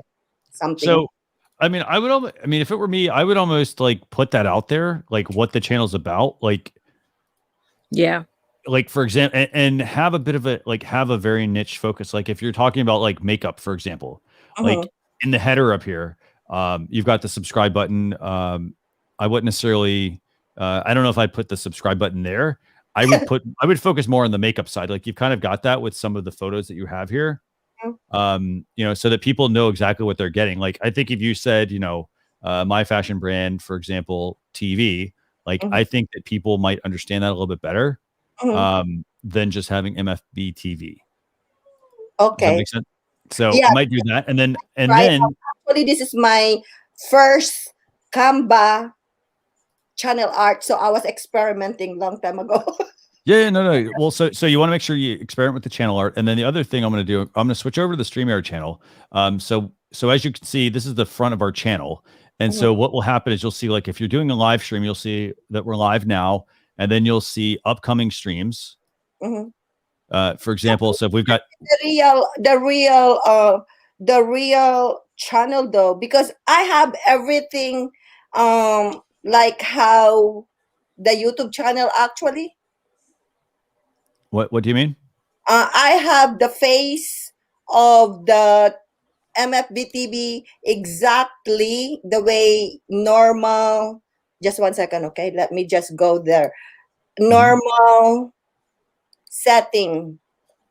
For example, the video content. So this is, where are you? Oh, okay, you're here, right? So let me see. So what I want to get at real quick, I guess, was that, like, if this is the YouTube channel, for example, you see how we have different shelves set up here, for example. So we've got the upcoming live streams, we've got the product updates, we've got the town hall, the live stream reviews. You can have up to 10 of these on your channel, and they have a purpose. So for example, these are videos on how to make your live stream better. So for example, overcoming camera shyness, making a YouTube thumbnail, for example, using your smartphone as a webcam. So what you can do on your channel here is you can add, like, if I go back to the home tab here, you have one, regardless of this, you have one shelf basically set up. You could have up to 10. And what I would do is I would put the live stream ones, like if you're doing live streams at the top, like organize yours into shelves so that people know what they're going to go look at or what they can go look at. So for example, if it's about makeup, if you have different areas you cover, maybe it's like, makeup reviews, for example, could be a shelf, i.e. a playlist. Makeup tutorials could be a second one. And then like there could be a live streaming one, for example. But I would put the videos into that and then categorize them that way. Okay. Yeah. So that's one thing to keep in mind. And then also just a quick note real quick, and I've got a couple people waiting here. So for example, this one that you're talking about, like Gucci perfume, for example, I would be careful using, like, for example, this thumbnail of the product, just because I would assume somebody owns that. Oh, okay. So just, that's true. I assume who owns Gucci owns that. So I'd be careful with that. Because they could say, well, hey, somebody's using like, I've had people use my own thumbnails as well. And you can file a copyright strike against people. Oh my. So just be mindful of that stuff. And then I do like some of these. I mean, I like that you've got, like, okay, here's what you're going to learn. These are better. So, they do stand out a little bit better. This one also as well is pretty good. So you got, like, I don't know exactly what that one's about, but that's what I would kind of cover. And also make sure, like, the other thing with videos, anything you're going to be stream. I mean, this is a pre-recorded or live streamed videos. Just keep in mind, whatever you're putting up, like, make sure there's a purpose behind the video, like a specific purpose. So if it's an unboxing, maybe it's I'm not sure what BoxyCharm is, for example. It could be like makeup painting, artistry, artwork. So it could be like I would recommend searching on YouTube and seeing what videos people are already doing about makeup painting, artistry, artwork. Like, find out what the words are that they're using and use those similar words, because you want to make sure you're phrasing it based on what people are actually going to be talking or looking for. Can I download a TubeBuddy in the desktop? Because I know on cell phone you can, but to find keywords like that. Yeah, you can use that. Yeah. Okay. And the tool, by the way, that that you're referring to, I'm going to bring this up real quick. It's called TubeBuddy. So if you want to use any sort of the keyword, I am having a hard time. Yeah, so this is TubeBuddy, by the way. So if you're doing any sort of YouTube videos, this also applies to YouTube Lives, by the way. So if you're doing a YouTube Live, this is a free install. It's free, but then there's also different levels of products that they offer. You can use it on a mobile device, but primarily works on a desktop. And then it lets you do things like do keyword research on the videos that you're going to be uploading. So don't just upload the video and just slap on a title or a description and some tags. You can use this tool to actually help you with that. It'll show you, does this make sense as a title? And then what tags are people actually using with it? So it's definitely worth it. And then there's also some really cool things, like you can see what tags some of the other videos are using. You can also set up different sort of automation. Like if you're like, hey, I need to automatically apply these tags to this sort of video that I do, you can create like lists basically. And the benefit to the list is that now if I want to apply that to all my videos, all I have to do is click the list. I don't have to type out all the keywords. It's it's done once. You're teaching me. That's good. Last one. My main brand, US live stream. Okay. What's the question? I'll give you the link. Okay, yeah, the second one. Okay, let me do this. Just go all the way down. Scroll down. Thank you, Leticia. I love you. Love you too. Thank you. Awesome. No, this is really good. By the way, David Kennedy, if you want to join us, by the way, also, I think you mentioned yes. I'm going to drop the link to have you join us here. Hi, a while ago with Christian, but come on in the camera because I haven't actually got myself together yet. Awesome. And by the way, Michael Daniels makes another good point here as well. Let me actually find his comment. He says, make a title that you think people will be searching for. Absolutely. Here's the thing, like we can make it super complicated. And this applies to all your live streams, by the way. It's the same exact thing. So for example, if you're going to do a makeup tutorial, tell people you're going to do a makeup tutorial. Hey, like it could be how to, I don't know much about makeup. So it could be like, oh, how to apply smoky eyes, for example. Or, if it's something like how to get longer eyelashes, for example, things like that. So you got lots of options you can go with, in that sense. But make sure that you're using the right phrase. Do what?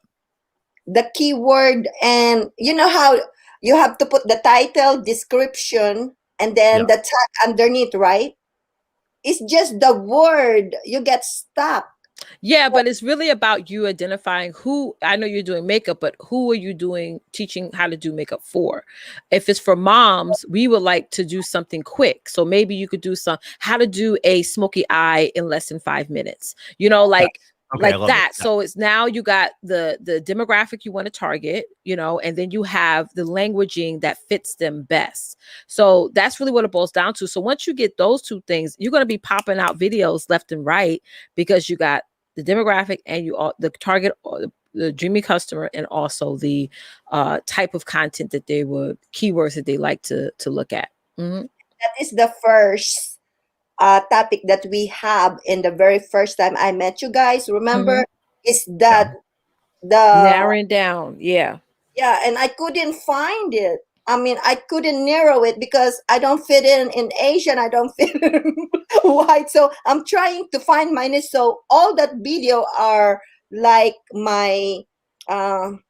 But it take on your end, you're in like a good position because you cater to both. So now what you got to do is double down on testing out different titles, then testing out different subtitles. So you're really at a bigger advantage than even myself, right?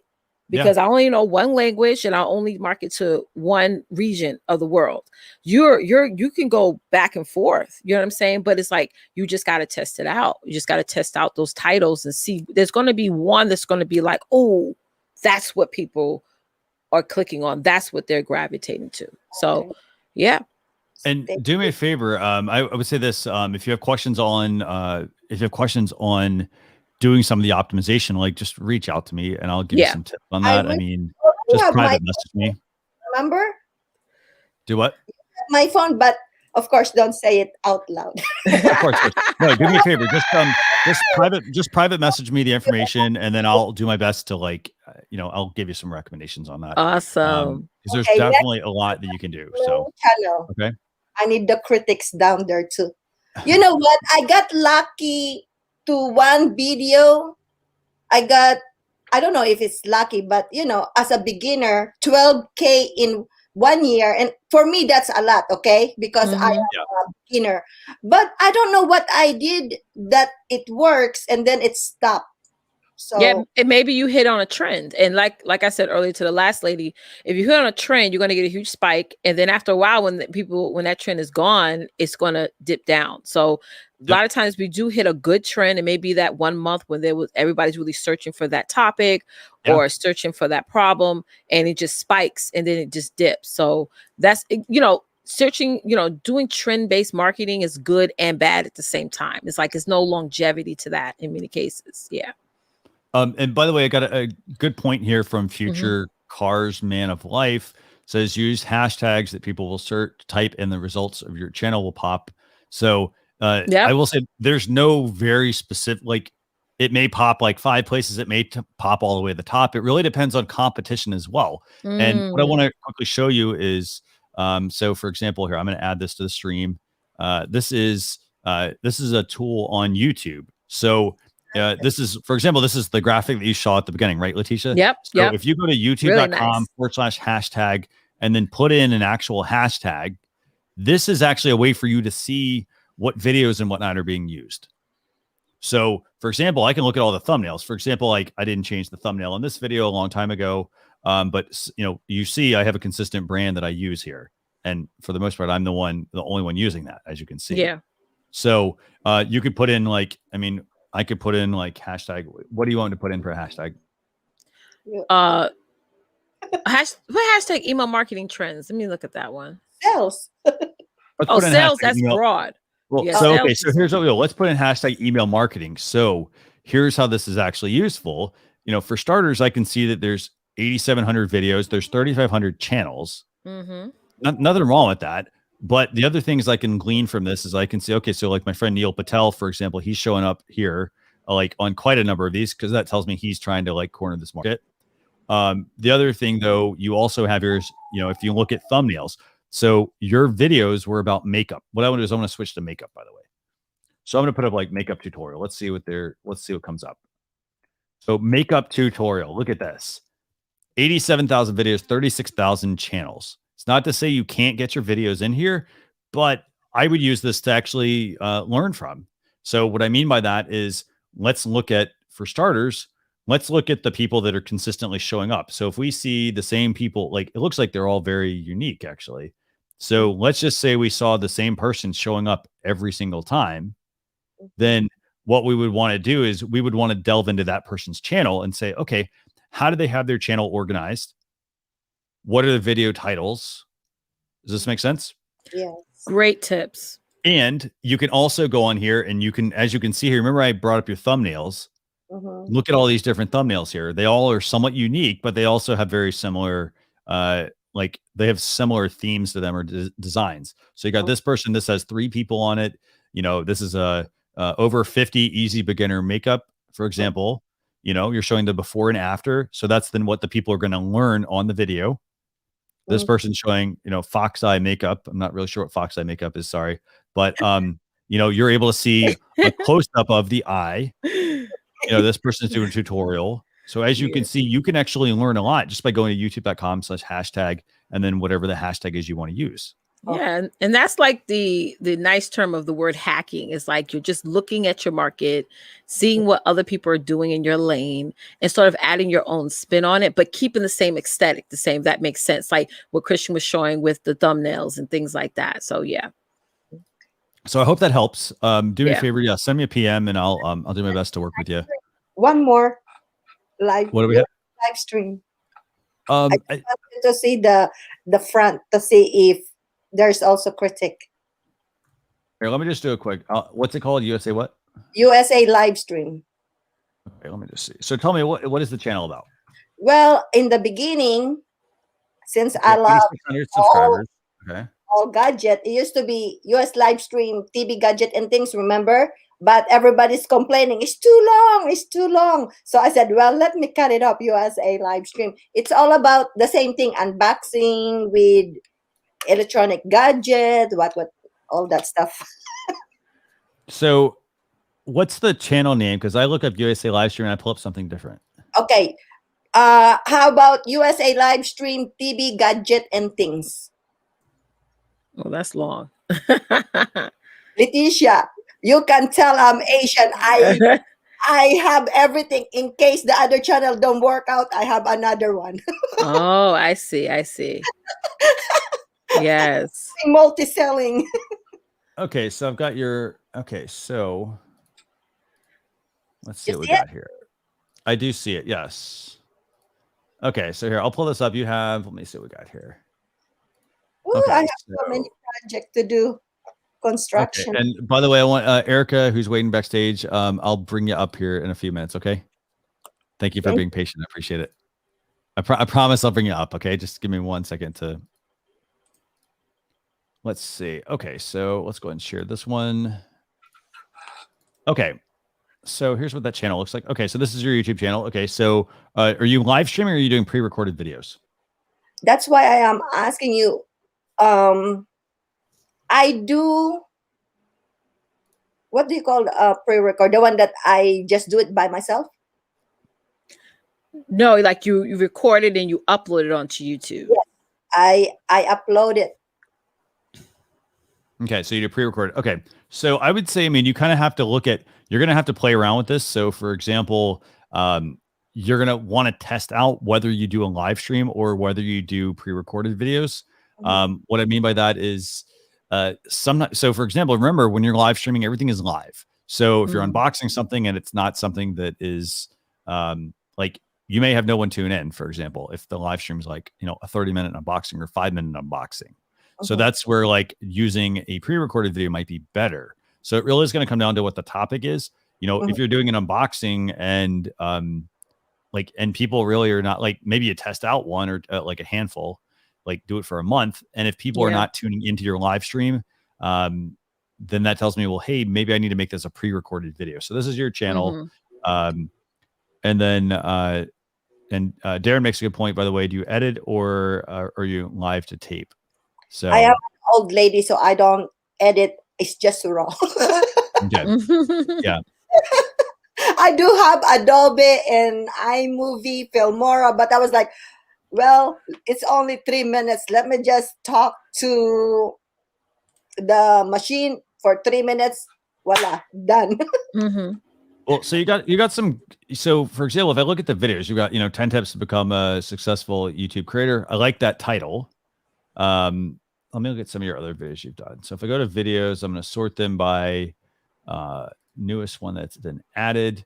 So you've got, numbers are not as important, but like, I mean, they do, if you've got 5 people viewing a video and it's, that tells me you got to do something else to that. So you've got 146 views here, 140, you got 31 here.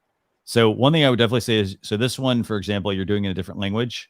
And then this one, for example, is in English here. So I would try not to mix my videos for sure. Okay. Just because one thing that, when you do that, it actually confuses YouTube. They don't know how to show your video. Okay. So pick maybe if you're, for example, if you're like, I'm going to do it in one language, put that on one specific channel so that you cultivate a community in that language and then move it to, and then do another channel that is, for example, in English. That might be helpful. Yeah. So yeah, overall, I mean, I'd say, the other thing also is like, so a lot of your thumbnails look very similar, like the ones that have you here on the side with some text.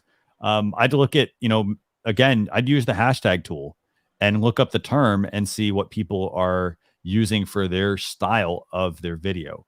Yeah. That's going to help, I think, the best. But yeah, definitely, like, as I mentioned, this one's in Since English. Phone, can you help me? Talk to me in the phone so I know how to become successful in everything, because I'm really lost and confused, because it's like I have seen Christian and Leticia's channel is all I was like, they probably paid someone to make it so beautiful, all the colors over. But I said, well, let me just experiment, because I was just using, like the basic for thumbnail. Yeah.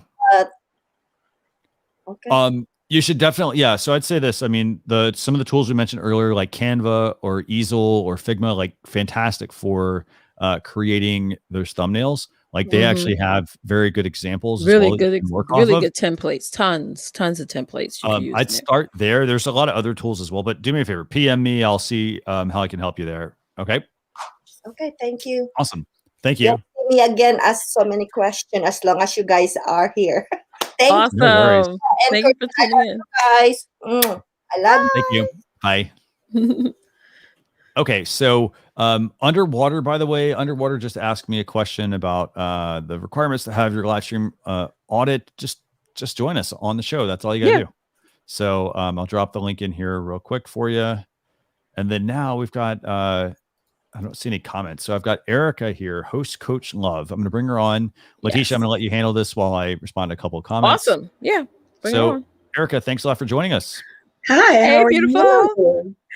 You are gorgeous yourself, my sweet. Thank you. So tell us what you do. So I recently started my live stream channel, and I have been hosting or interviewing people anywhere from narcissists to not narcissists, but helping people understand how to navigate narcissists. Yes. All the way to I did a show on a woman who was a foster child, and the title of the show was Gypsy Foster Child No More. And it was just telling her story of how she went through life actually without a first name all the way until she got to college. Wow. Yes. And so my channel on LinkedIn and Facebook is Epic Understanding. And what we're doing is basically helping people understand the world in a reasonable way. And the little tagline is water cooler chat that matters. So we discuss things in a way that you might discuss it at the water cooler. However, the world is our water cooler. So we're just coming together. So that's really the main channel. And then I have a silly little show that I do. It's Nightcap Conversations with Coach Love. And it's a silly show, and it's very funny. And we talk about whatever is happening. And then I recently launched, everything's really recently, it's just like one after the other. But then I did Coach Love and the Coach Love Show, because we are exploring all of those things that don't fit into either one of those categories. I did a tour with a artist. And he took us on a tour through his art. Yesterday, I did a showing with Guy Michelle, and he played live for us. Awesome. So, and then Sunday, we are talking about Love Jones with Kingdom Couples. Oh, wow. So just a lot. And I really do like StreamYard. Is fantastic. I've kind of taught myself how to do it. I did some live shows before that. I was partnered with Marco Novo for a time, and Marcello. So I was on quite a few lives before I decided to do your own. Do my own. And because they kept saying, Erica, get your own. That's right. And I'm glad you did that. So what's your question? I'm really new. And so everything is interesting to me. Let us talk about, if you don't mind going back, let us talk about the stacking, because I didn't quite catch that. And then you also said, you said your show and then hashtag something or another. And I was trying to figure out what it is that you were doing.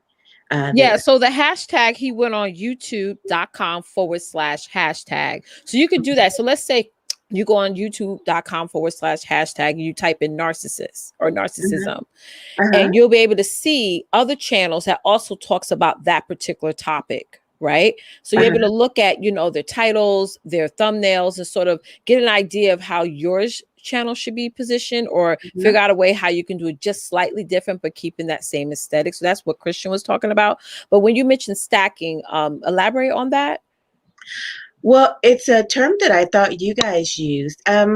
I would not mind if you brought up my channel. I know it doesn't look professional or awesome or anything like that because I'm extremely new. Yeah, I think what you meant was the simulcasting conversation we were talking about. Was that? No. I understand that because you broadcast to multiple channels. Yes. You were just, matter of fact, just let me say, I really enjoyed the last lady that was on. It's yes. She is a present in herself. And so yes, yes, she is. She's amazing. Where did Christian go? You know, all of a sudden it's all here. Oh, he's here. He's there. I'm still here. I'm here. Yeah. I'm just working backstage. So. Yeah, he's doing the backstage stuff. Yes. I got it. Like all of a sudden. Okay, so I got your channel. Here we go. Yes, we got your channel. Let's pull that up. Yeah. Okay, so let's do this. Let's see. Do we want to pull the channel up or do we want to do the hashtag piece first, Leticia? Which one you want to do, Coach Let's Love? do the channel first. Okay, cool. Okay, so here's your channel.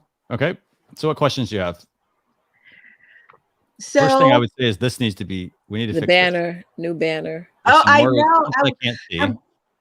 So I'm really working on that. I cannot seem to figure out how to get it to operate right. So that I was just messing around with it. Did you do that in Canva or did somebody how did you make the banner? No, I did it in Canva. Okay. So there's so there is a YouTube example there that if you search YouTube thumbnails, they'll actually they actually have the right sizes. So maybe I chose the wrong thing. Yeah. So because I did thumbnail. I did choose YouTube's. Okay, I was in Canva. Okay. So I need to choose the one that says thumbnail? No, the thumbnail's for the video. Art, actually. Oh, you know what? There's display art and channel art. So here, let me see if I can do which one? Actually, you should see this because I got it up. So I would do channel art. Mm-hmm. So go in here, do channel art, and then you're gonna get this size, and then you're gonna get off to the left. One, like as you can see, there's ones you could already kind of work with. So let's say it was this. So we add this. And then very simple, we're finished. We're just going to hit download. We're going to change it to PNG. If this is what we want, we're going to say download to our hard drive, and then take that file, and you should be able to just upload that straight to Canva. Okay. So I was going through a few different YouTube options, and I guess I didn't choose the right one. So channel art is the one I want to choose. Yeah. Have to do. So, okay. See, that's an easy fix, right? Super easy fix, actually. And while you're in there, you want to if you've got, let's talk about your thumbnails. So, Leticia, you have any thoughts on the thumbnails? Well, yeah, like I mentioned before, definitely research your particular industry to give you the idea of how your thumbnails should be positioned and how they look. So that's very important. Like sometimes certain people don't want your face in the graphic. Certain people in your particular industry don't, like narcissists. Maybe they want the theme. Like if you're talking about, hey, how to handle somebody who is gaslighting you. So maybe there'd be a picture of a lady with her hand on her head, sad and stuff. You know what I'm saying? Like maybe your thumbnails can be theme based versus having your picture and the title. So it's really all dependent upon your industry. Yeah. Right. So, Christian, you were saying how you can have all the same type videos in a row. That's something I'm interested in. That's what I meant by stacking. Playlist. That's playlist. Okay. Yeah. So actually, do you want to do me a favor? Do you want to share your screen and I can show you how to do it on your screen? So you do, you go to your YouTube channel, you log in, you click on share screen, and I'll bring it in. Yes. Wait a minute, which one I want to do? Channel customer. I know, but I was like, which one? I think it's this one. Okay, there we go. Okay, so let me just bring yours in. So I'm going to swap this out for this one. Okay, great. Okay, so what you want to do here is you want to click on the customize channel option, that button that's there. So this is for those of you who have a YouTube channel and you're doing YouTube live, for example, in addition to pre-recorded videos and whatever else.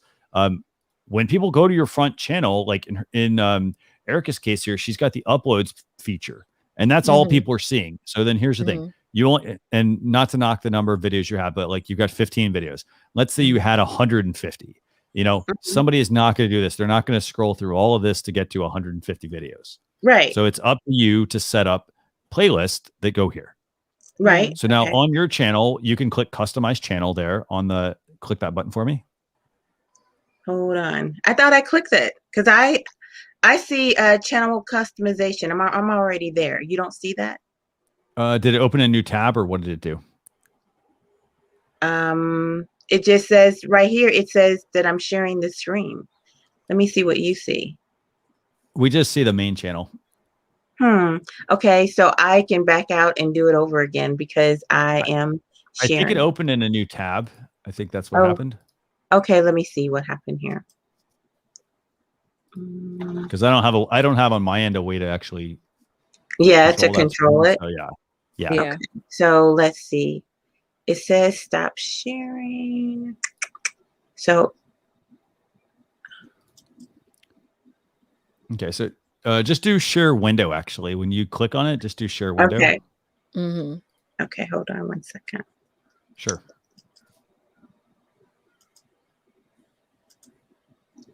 You'll see the 50 million tabs I have open. There's one point that I do want to make to people when you are live streaming. If you do have a lot of tabs open, you are going to want to make sure that you close a lot of those. Yeah. And I actually have a tip for that actually. So let me find this real quick. Yeah. So let me go ahead and share this. So there's an app. It's called One Tab.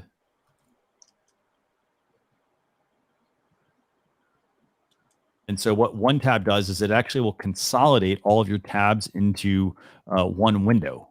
And it doesn't actually close. So it closes them, but they're still there as a window. So it frees up a lot of the memory issues that people might have. So definitely check that out. It's a very, very, very good tool to check out. So, okay. Awesome. Okay. So let me see what you got. So do me a favor, click back to your YouTube channel. Okay. I'm there. Oh, and Michael says with the latest version of Chrome, you can now group your tabs and color code them. Yeah, you could do that as well. I didn't know that. So again, I mean, you don't want to install too many extensions. So if Chrome has it and it works well, consider sticking with it. But if you notice that like it doesn't work well, maybe you want to go back to using an extension. Okay, so I have your channel pulled up here, Erica. Okay, great. Okay, so now, so you clicked on, okay, so what you did was you clicked on customize channel, right? Okay, so now what you should see on your end is you should see an option there, I think, to like set up a playlist. You see that? On the right-hand side, I think, on the top there. Okay, yes, I see playlist. Okay, so I'm actually gonna open another channel and do this. Okay, so you have a couple of things. So for starters, you say you have the featured sections there at the bottom. Okay. So let's make sure you stay in the tab. Okay. So do me a favor, go to the home page of your YouTube channel. Okay. Okay. So you should see, I think you have a featured sections section there. Do you see that? So you have video spotlight. Okay. Yeah, so scroll down. Go ahead. So there you go. Okay. So you see how you have that shelf there, right? What do your shelves say? It says created playlist uploads. Okay. And so then uploads is exactly. So let's add a section. Okay. And now what you can do here is you can go and you can add a new section. For example, and this section could be a playlist. It could be popular uploads, for example. It could be a single playlist. It could be a created playlist. It can be multiple playlists into one. Does this make sense? So on the option here, it says, because when you were talking before, I was trying to play with this. So that's how I got the sections, the two sections that I have now, or what have you. It gives me uploads, popular uploads, short videos, live now, past live streams, upcoming live streams, single playlist, multi playlist. Yeah. So what you could do is, like, for example, we could click on single playlist, and then you can now pick like what you want. See what I'm saying? So if you don't have a playlist, we could create one, or if you do, you can pick one. Does this make sense? Okay, so I could choose my playlist that I want on that shelf. Yes. All together, and then I can organize them. Correct. Yes. And you can have 10 of them. So what I would say, for example, is let's just say you want to add your upcoming live streams one. Because if you're doing live streams, so we could say add a section, and then there's a section there. Yep. And it says upcoming live streams. Perfect. And then you see off to the left, there's the two little bars next to the title. Yeah. You can just drag them, click and drag to drag the whole shelf up. Okay. You click and drag the shelf, and then you click on the right where it says that blue publish button, and then you publish what you've got. Okay. Wait, the blue. Oh, okay, right here in the corner. Okay, cool. Yeah. I did it. Yeah. That was very helpful. So then when you go to your homepage when you go to your YouTube channel, that would be what people would see. Okay. So they would see upcoming live streams, and then they'd see uploads. Yeah. Okay, that was very helpful. I didn't get that little twist with the single playlist and all of that kind of stuff before. Yeah. That was really neat. So that's one thing I would do for all my streams. And then, as we mentioned earlier, going in and every single video, adding a title and a description and some tags to each video. So don't just go live, go do that. And then one thing I want to bring up real quick, Leticia, I'm going to go and bring up this hashtags feature. So this is for helping you identify maybe a hashtag to use for your live stream. So I did bring this up. So I was doing the search for this topic, and as you can see, here's the thing. Look at this. There's one person or one channel that really seems to own this. Yeah. I actually follow this lady on here too. She's phenomenal when it comes to that topic. Yeah. But one thing you got here is, you got to see like the thumbnails, like she does seem to use the same image for the thumbnail, which is not a bad thing. But again, it's about putting what that call to action, not putting so much text on your thumbnail. Like this one, for example, this is a good thumbnail. Does this make sense? Yes. So what would I guess. And you got to look at the numbers too, as well. That's important. She has over 500 subs right now. Yeah. 500,000. 500,000. Sorry. Right. What would you recommend my show? First of all, the show is a name that I created, Epic Understanding. You probably don't look up Epic Understanding unless you're looking up my show on purpose. So it has that uniqueness factor. At the same time, I don't have repeat topics. Like we did a narcissism series, and so everything that's about narcissism is there. But you won't. We probably won't keep doing that. We'll have shows that are in the same vein, like we're doing one on OCD and suicide, and the connection with that.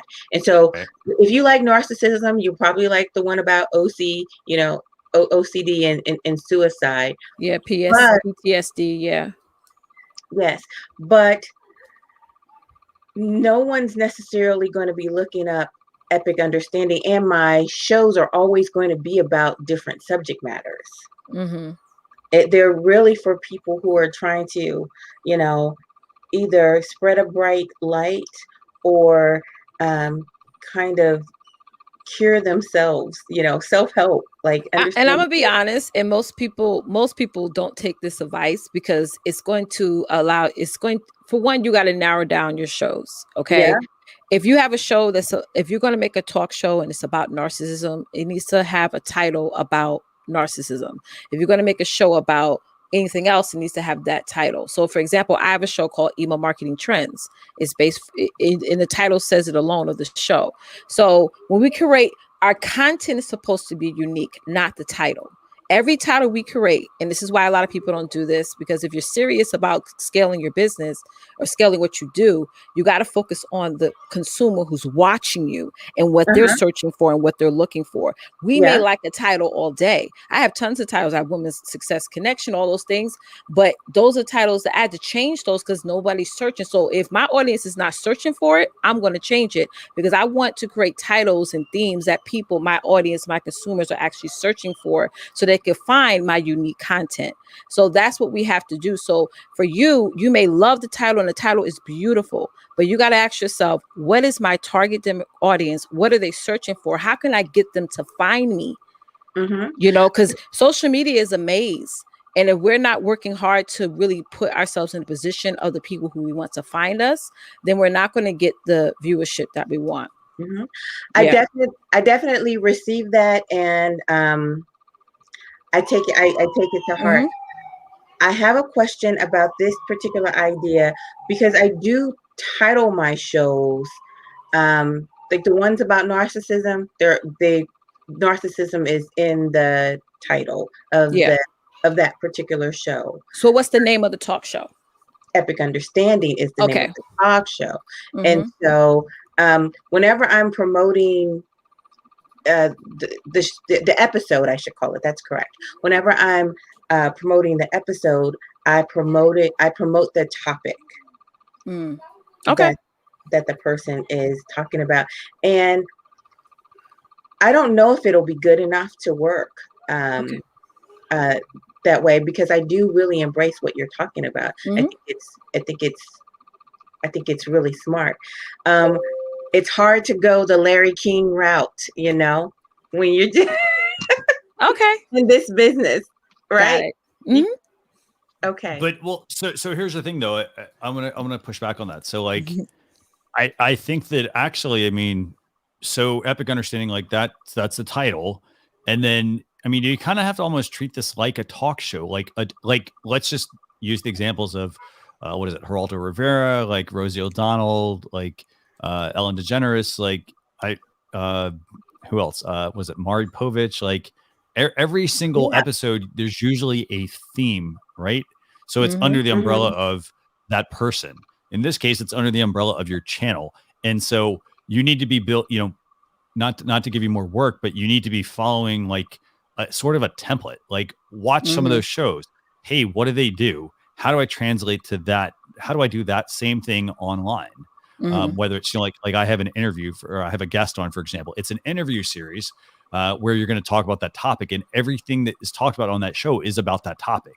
And you don't have to do everything about that particular topic on that episode. So it could be like, for example, 5 ways to overcome OCD, for example. And then you have another video in the series is like, maybe even start with this one instead. Maybe you start with like, what is OCD, for example. So you then go, so you have various topics that you're building off of. So then this way, if you do like one, like what is OCD, and why does it, for example, what is OCD? Why does it matter? Why is it more important today than ever? And then your next episode might be, here are 5, 10 warning signs about OCD. And you could be like, hey, you know, if you missed our past episode, we talked about what OCD is, you know, and why it's really important. Today, I want to delve into some of the warning signs that you need to know about. And so this way you're sort of building that train for people to follow. Does this make sense? And then this also helps with the structure of your show as well. So there's a certain structure, your topic is on a certain thing. And then when you build the YouTube live title, for example, in the description and the tags, those are very specific to what your topic is going to be about. So if it's, 5 warning signs about OCD, you're going to try to probably put the tags for like OCD warning signs. Like there's a whole, look up some of the videos, see what other people are using and that sort of thing as well. And you put that into your video. And then even though you're very small, for example, if you tag them properly, you have a chance to get your videos to show up among some of the other people. Does that make sense? Absolutely. And then, Christian, I think you get what I am trying to do, or no, I should say you get what I am doing. And your approach is really how I've been going at it. Obviously, I only have 15 videos, so I'm very, very new. I've shot those videos, I think, like in the last 2 weeks. Oh, great. That's amazing.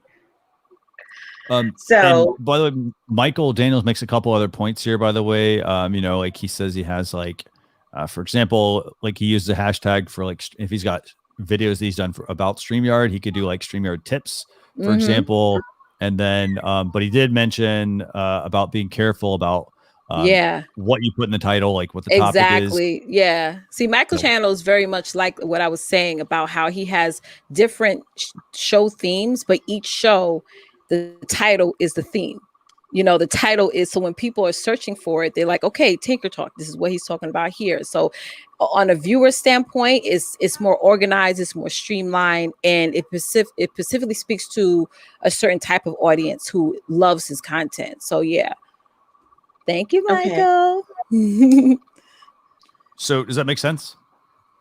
Yeah, it makes sense. I think my big takeaway is to better organize my channel, or just how to get it organized. I'm just getting started.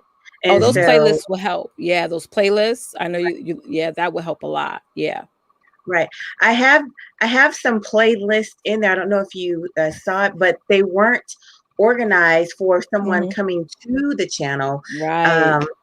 And so even though it feels like it's really chaotic for me, now that I'm just getting started, it's going to, you know, I don't know, I'm building a good foundation. I'll just say that. Yeah, that's good. And it's like, you got to think of it as your storefront. Like you go into the grocery store, like this is the meat aisle, this is the snack aisle, which we all normally, I need to stop going to the snack aisle, but it's like that type of concept. Yeah. Under those guidelines, it feels like I opened up my boxes and everybody decided that they want to come in and shop, but now it's midnight, right? And so I need to, you know, get everything hung up on the rack. So when they start coming in, they're like, oh, wow, I like what you've done with the place. We want to buy your stuff, but now that it's more organized, we still really like it. So yeah. Yes. I love it. Well, thank you guys so much. It has been a pleasure. I'll be stopping by, and hopefully when I do, you'll say, oh, you've done such a good job. Now you've... The key thing is to get you to take action. That's exactly all it is. So it's like... No, actually, I must tell you, when we get off, I'm going to go fix my stacks. Nice. That's what I'm going to go do. Awesome. Yeah, so... I'm off to I'm off to do my activity. Awesome. Yeah. And one last tip on that. So I would recommend going over to it's youtube.com/# / whatever the actual word is. Remember, if it's like 2 words, you take the space out. So it's youtube.com/# / whatever the word is. Put that in there. Look at, so then bring up what some of the top channels are. And then what I would do off of that is look at how they have their videos organized. So see if there's like any specific things to like maybe some patterns you identify. Like if they put their live videos at the top, maybe you should try doing that with yours. And then think about yours and do the same thing. So awesome. So we hope to see you next week. And hopefully you'll make please make some progress. That's the key thing I can't impress upon you enough is get, my friend Jem and I, like we talk about this all the time, get better 1% every single day. Yep. Yes, so I would say I'm definitely down for the cause. I am pleased with everything that I have learned so far from, I didn't know any of this stuff. Guys, I did not know how to work Facebook. So really, I was only on LinkedIn and that's all I used. I've had to, really rock and roll to get all of this stuff started. So I am getting better by 1% on a regular basis. Good for Atomic you. Habit. Bye-bye, family. Thank you. Bye-bye. Bye. Okay, so we got one more person here. Artist at Heart I think this is, let me see. I think this is Denise, maybe. I think. Okay, cool. So Denise is shaking her head. Okay, perfect. Okay. So here's what we're going to do. I'm going to bring her on. I'm going to let you talk to her, Leticia. Awesome. I got a couple of comments. Come on, Denise. Come on down. Denise, thanks a lot for joining us. Hi, love. All right, I'm sorry. I'm in my pajamas painting my dining room. I love your hair, by the way, though. on your phone, turn your phone sideways. You can actually rotate your phone, and it'll fill the screen. Sideways. Oh, wait. Yes. There we go. Yeah. There you go. Perfect. There we go. Awesome. This is so funny because I use StreamYard and love it, but this is my first time as a guest. I'm like, you're on the other side. Yeah. Welcome to the other side. Came up, I don't know why it came up as Artist at Heart Paint Party. I just logged it. Like I clicked the link and went. And also, I thought we were supposed to use Chrome, but it sent me to Safari. So on mobile, it's a little different. Yeah. Yeah. Okay. Good to know. Again, good to know. So I didn't expect to do this, but I found everything so informative and interesting as I'm painting. I'm like, okay, I don't care if I'm. I want some information. Yeah, so, in the life. Thank you so much. Now that I'm sideways, I don't see you guys. I only see myself. Oh well, you're on full screen, so you're good. What's what do you do? Yeah, you're fine. What do you do? So I'm an artist, and I was an art teacher in Cleveland for 20 years, and then 5 years ago, I started my own business, like my own kind of paint and sip, doing private parties, corporate events, teaching people how to create art, kind of the trend of paint and sip, but more so. I don't have a brick and mortar. I just would go to, corporations and local wineries and teach people how to paint and do fun stuff. And then when COVID hit, most of my customers, so I'm in Cleveland, and I had about 2,000 moms who would paint with me, monthly, and they were my followers. And then everyone was panicking that the kids were going to be at home. So I just put out a post on Facebook that said, hey, you guys want me to paint with your kids next week? Well, they shared it. So I ended up with 30,000 followers. Wow. And so and then someone from the community who is very tech savvy, which is not me. She's the one who introduced me to StreamYard and said, I'm going to help you pull this off. So she had watched everybody share it. She put me on a podcast. So she helped me go live Monday, March 16th and help kind of behind the scenes on the StreamYard. So the first week I had thousands of people watching from around the world. It was so crazy. And again, that was my first live experience, but I now have a subscription group, and wow. I'm still not great with technology and need a lot of help. And so I still have the 30,000 followers. I had to create a YouTube channel as well. So I didn't even know much about YouTube at the time. So I think I have maybe 1,100. I don't even know on YouTube, but anyway, so I just don't want to lose the momentum of people seeing it. And so about once a week now, I offer a free live. I have about 150 art videos now. And one of the first questions I had was, can I run an ad on a free live video to get it to reach more people? So when I do a free live, I always do it on YouTube as well as on Facebook. I don't reach near the amount of people that I used to. And again, I'm not sure what I'm doing. So it's almost been a year, and I need help. And you guys know Jim, is it Jim Fuse? Yep. Friend of mine. Yeah. He's your friend. Okay. So he was on a few weeks ago. You guys, I'm sorry. I usually watch you as I'm doing something else, and he caught my attention. So he's been helping me lately. Which is also one of the aspects of what I do is people are constantly asking me what supplies I use. So it's just come up that I'm like, oh, this is my favorite. I love this. I love that. And so he's actually going to help me kind of tag stuff and work with Amazon and things like that. Oh, good. So that's one avenue. And again, I saw him on one of your shows. And so I again, at this point, I'm just wondering, so I don't lose my Facebook group, and I don't even have 4,000 hours on YouTube. My following is on Facebook. So how do I go back to reaching that many people? And I saw one of the things you said was to expand your audience when you're live. How do you do that?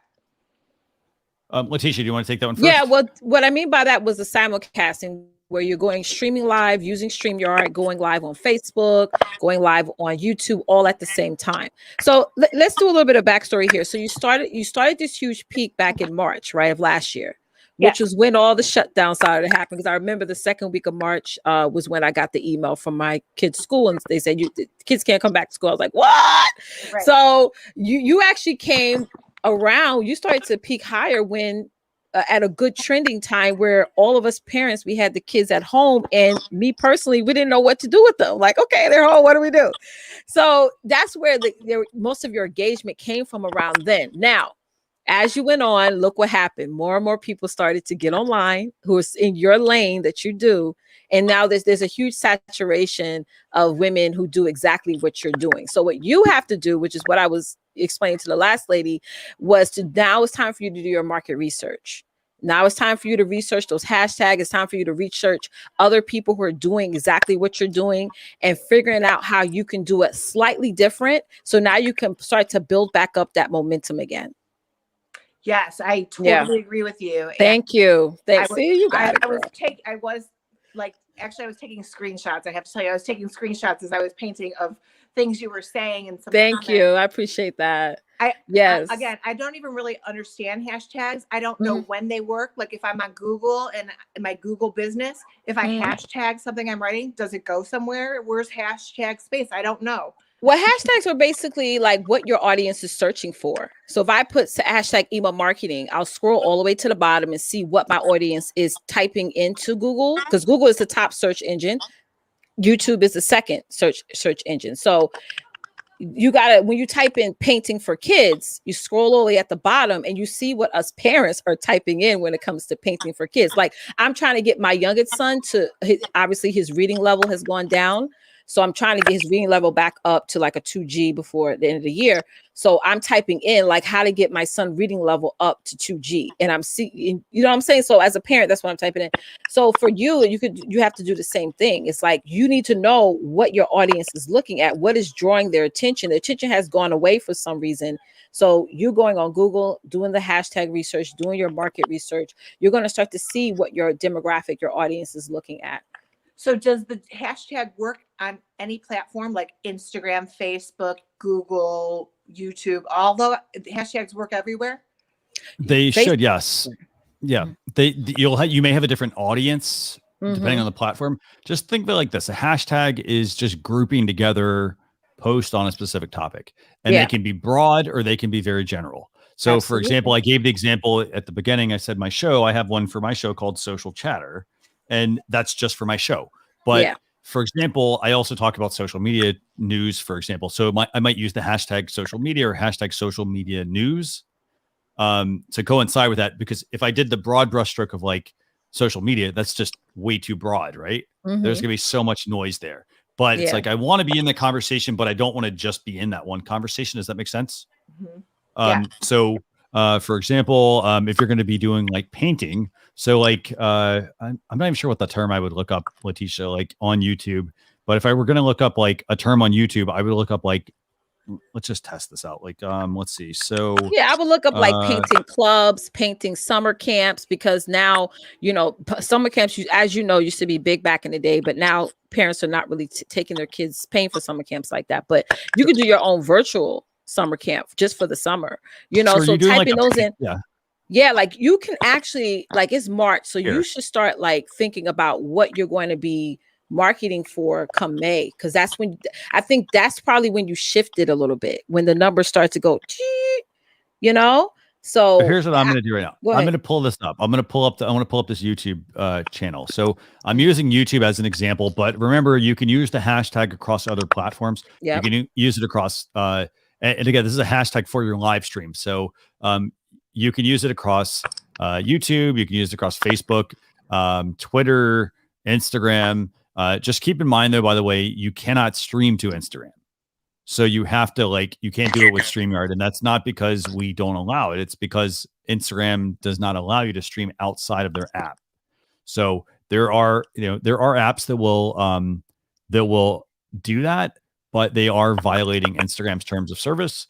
And so we don't ever mention them. And the reason we don't is because you can get your account banned by Instagram just because you connected it. Even if you don't even use it, just because you connected it, you could fall into one of their lists and like, there's your account. So, couple of points you mentioned, by the way, I want to just make sure to highlight these. So you mentioned how you had like 30,000 followers on Facebook or something like that, right? Mm-hmm. So just remember, like, it's going to be a number that's going to change quite a bit, especially on Facebook, because, well, there's an algorithm that they have, and the algorithm determines what shows up to people. So you could be hot one day and then you're not hot at all. And so getting back to 30,000 is going to be really, really, really hard. I wouldn't even try to do it, honestly, because when people start, like, it basically means like this: just because somebody's liked your content doesn't mean now that they're going to see it if they aren't interacting with it. So like, let's say over the past 6 to 12 months, the people interacting with it have like just considerably dropped, right? So that basically means that they're not seeing your content. So now the only way you're going to get them to see it again is you're going to have to pay. This is a Facebook thing. They want you to pay for ads. And it's not to say ads are like a bad thing, but they want you to pay basically to play. And so then you're going to start paying. And so, okay, so somebody's going to pay, and then what's going to happen? They're going to see it, and it's going to be temporary as well. So, they're going to see it. They're going to now start to see some of your stuff, and then it's going to drop again. Facebook's going to want you to run more ads, right? So I wouldn't say Facebook's, I would look at it like this, and this is something Jem and I actually talk about quite a bit, and it's the fact that if, for example, if somebody's going to go watch a video, they're going to probably go to YouTube to watch a video. They're not going to, they're going to go to Facebook to watch a video, but you have to remember that if people are, for example, if they're going to Facebook, there are a lot of distractions there. So there's all the posts from people, all the pictures, all the videos, all that sort of stuff that people are sharing. And so you are competing against all of that noise. So it's not just about the fact that like you're competing against all the people that are now doing it. You're competing against everything else that people are posting. And so you want to make sure that you are positioned in a place where people are going to watch the content that you're publishing. So, that's sort of like the zig and the zag like type thing. I would almost say like, hey, you know what? YouTube might be the place to be streaming to. It's not to say don't do it on Facebook, but just know that you're going to have diminished reach over time because of that algorithm. And once you lose the people, it's hard to get them back. It's very hard to get them back. I would say this. Now, what I want to do is I'm going to pull up the YouTube channel, and I'm going to pull this up because I just put in painting party tutorial. So like, let's talk about like this. What's the goal of your business? So like, what are you doing? So you're doing painting tutorial. I'm teaching people how to make art. Okay, perfect. Teaching people how to make art. Okay. So, I'm going to pull this up, and what you're going to see here now. So this is just me doing it because I didn't know what term to search for, but I put in painting party tutorial. I don't even know if that's the right term. Okay. And so what you're going to see here now is let me go back here. So you're going to see all these people that are also doing something. So we've got Michelle the painter, we've got Julie's paint party, we've got the art Sherpa, for example. Don't worry about the number of views they have. Yeah. But these are people that you could, for example, look at and use as a guideline to help you understand what you need to be creating. So, for example, here, so for example, this one has this check mark. That means it's a verified account. But let's just here's one, painting along with the sky. So they got 2,400 views. And so I'm going to pull this up. I don't know what I'm going to pull up here. So I'm going to we're going to skip the ads and all the other fun stuff that goes along here. So what you can see here now, I mentioned earlier, there's a purpose. So this is Valentine's Day, Tree of Hearts, easy acrylic painting tutorial, step-by-step for beginners. So basically what you're doing is you would be live streaming your painting tutorials, and they'd be very specific though. You want to make sure they're specific. So you don't want to have that generic title. What you guys were talking about, you want to have something like a Valentine's party. Right. Okay. So have it be theme based. Yeah. And let me see if I can find some of the people. So I didn't pop up? No, you didn't pop up. Didn't see you. Yeah. So does it go by, do the ones that pop up go by the biggest ones? Nope. They go by title. Not necessarily, no. So they go by this. They go by title, they go by tag, and they go by description. So titles. So I'm going to show you how this. So the title is this. The tags are going to be, in this case, they don't have any tags. the tags would be, for example, here off to the side. You typically can't see the tags they're using. And then there's a description that they're going to probably put on a video. And you also have to look at like sort of off of like, I would say popularity, because there is a thing where like if you go live, and like all of a sudden you're getting a really active stream, people are commenting, people are talking, that is something that is going to be an indicator to YouTube, like, hey, we should keep this channel up. Does that make sense? Mm-hmm. So like, let's see if I can find some. And here's the thing. You can also put hashtags in these videos as well. I'm trying to find somebody that's actually doing this. Okay. So here's one. This is a title. So beginner acrylic painting class. They're showing you how to make birch trees. This is a hashtag. So now watch this. When I click on this hashtag, this is the example I showed earlier.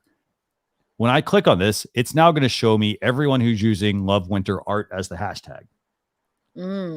And what you're going to see here now, there's not a lot. There's 224 videos. There's 77 channels.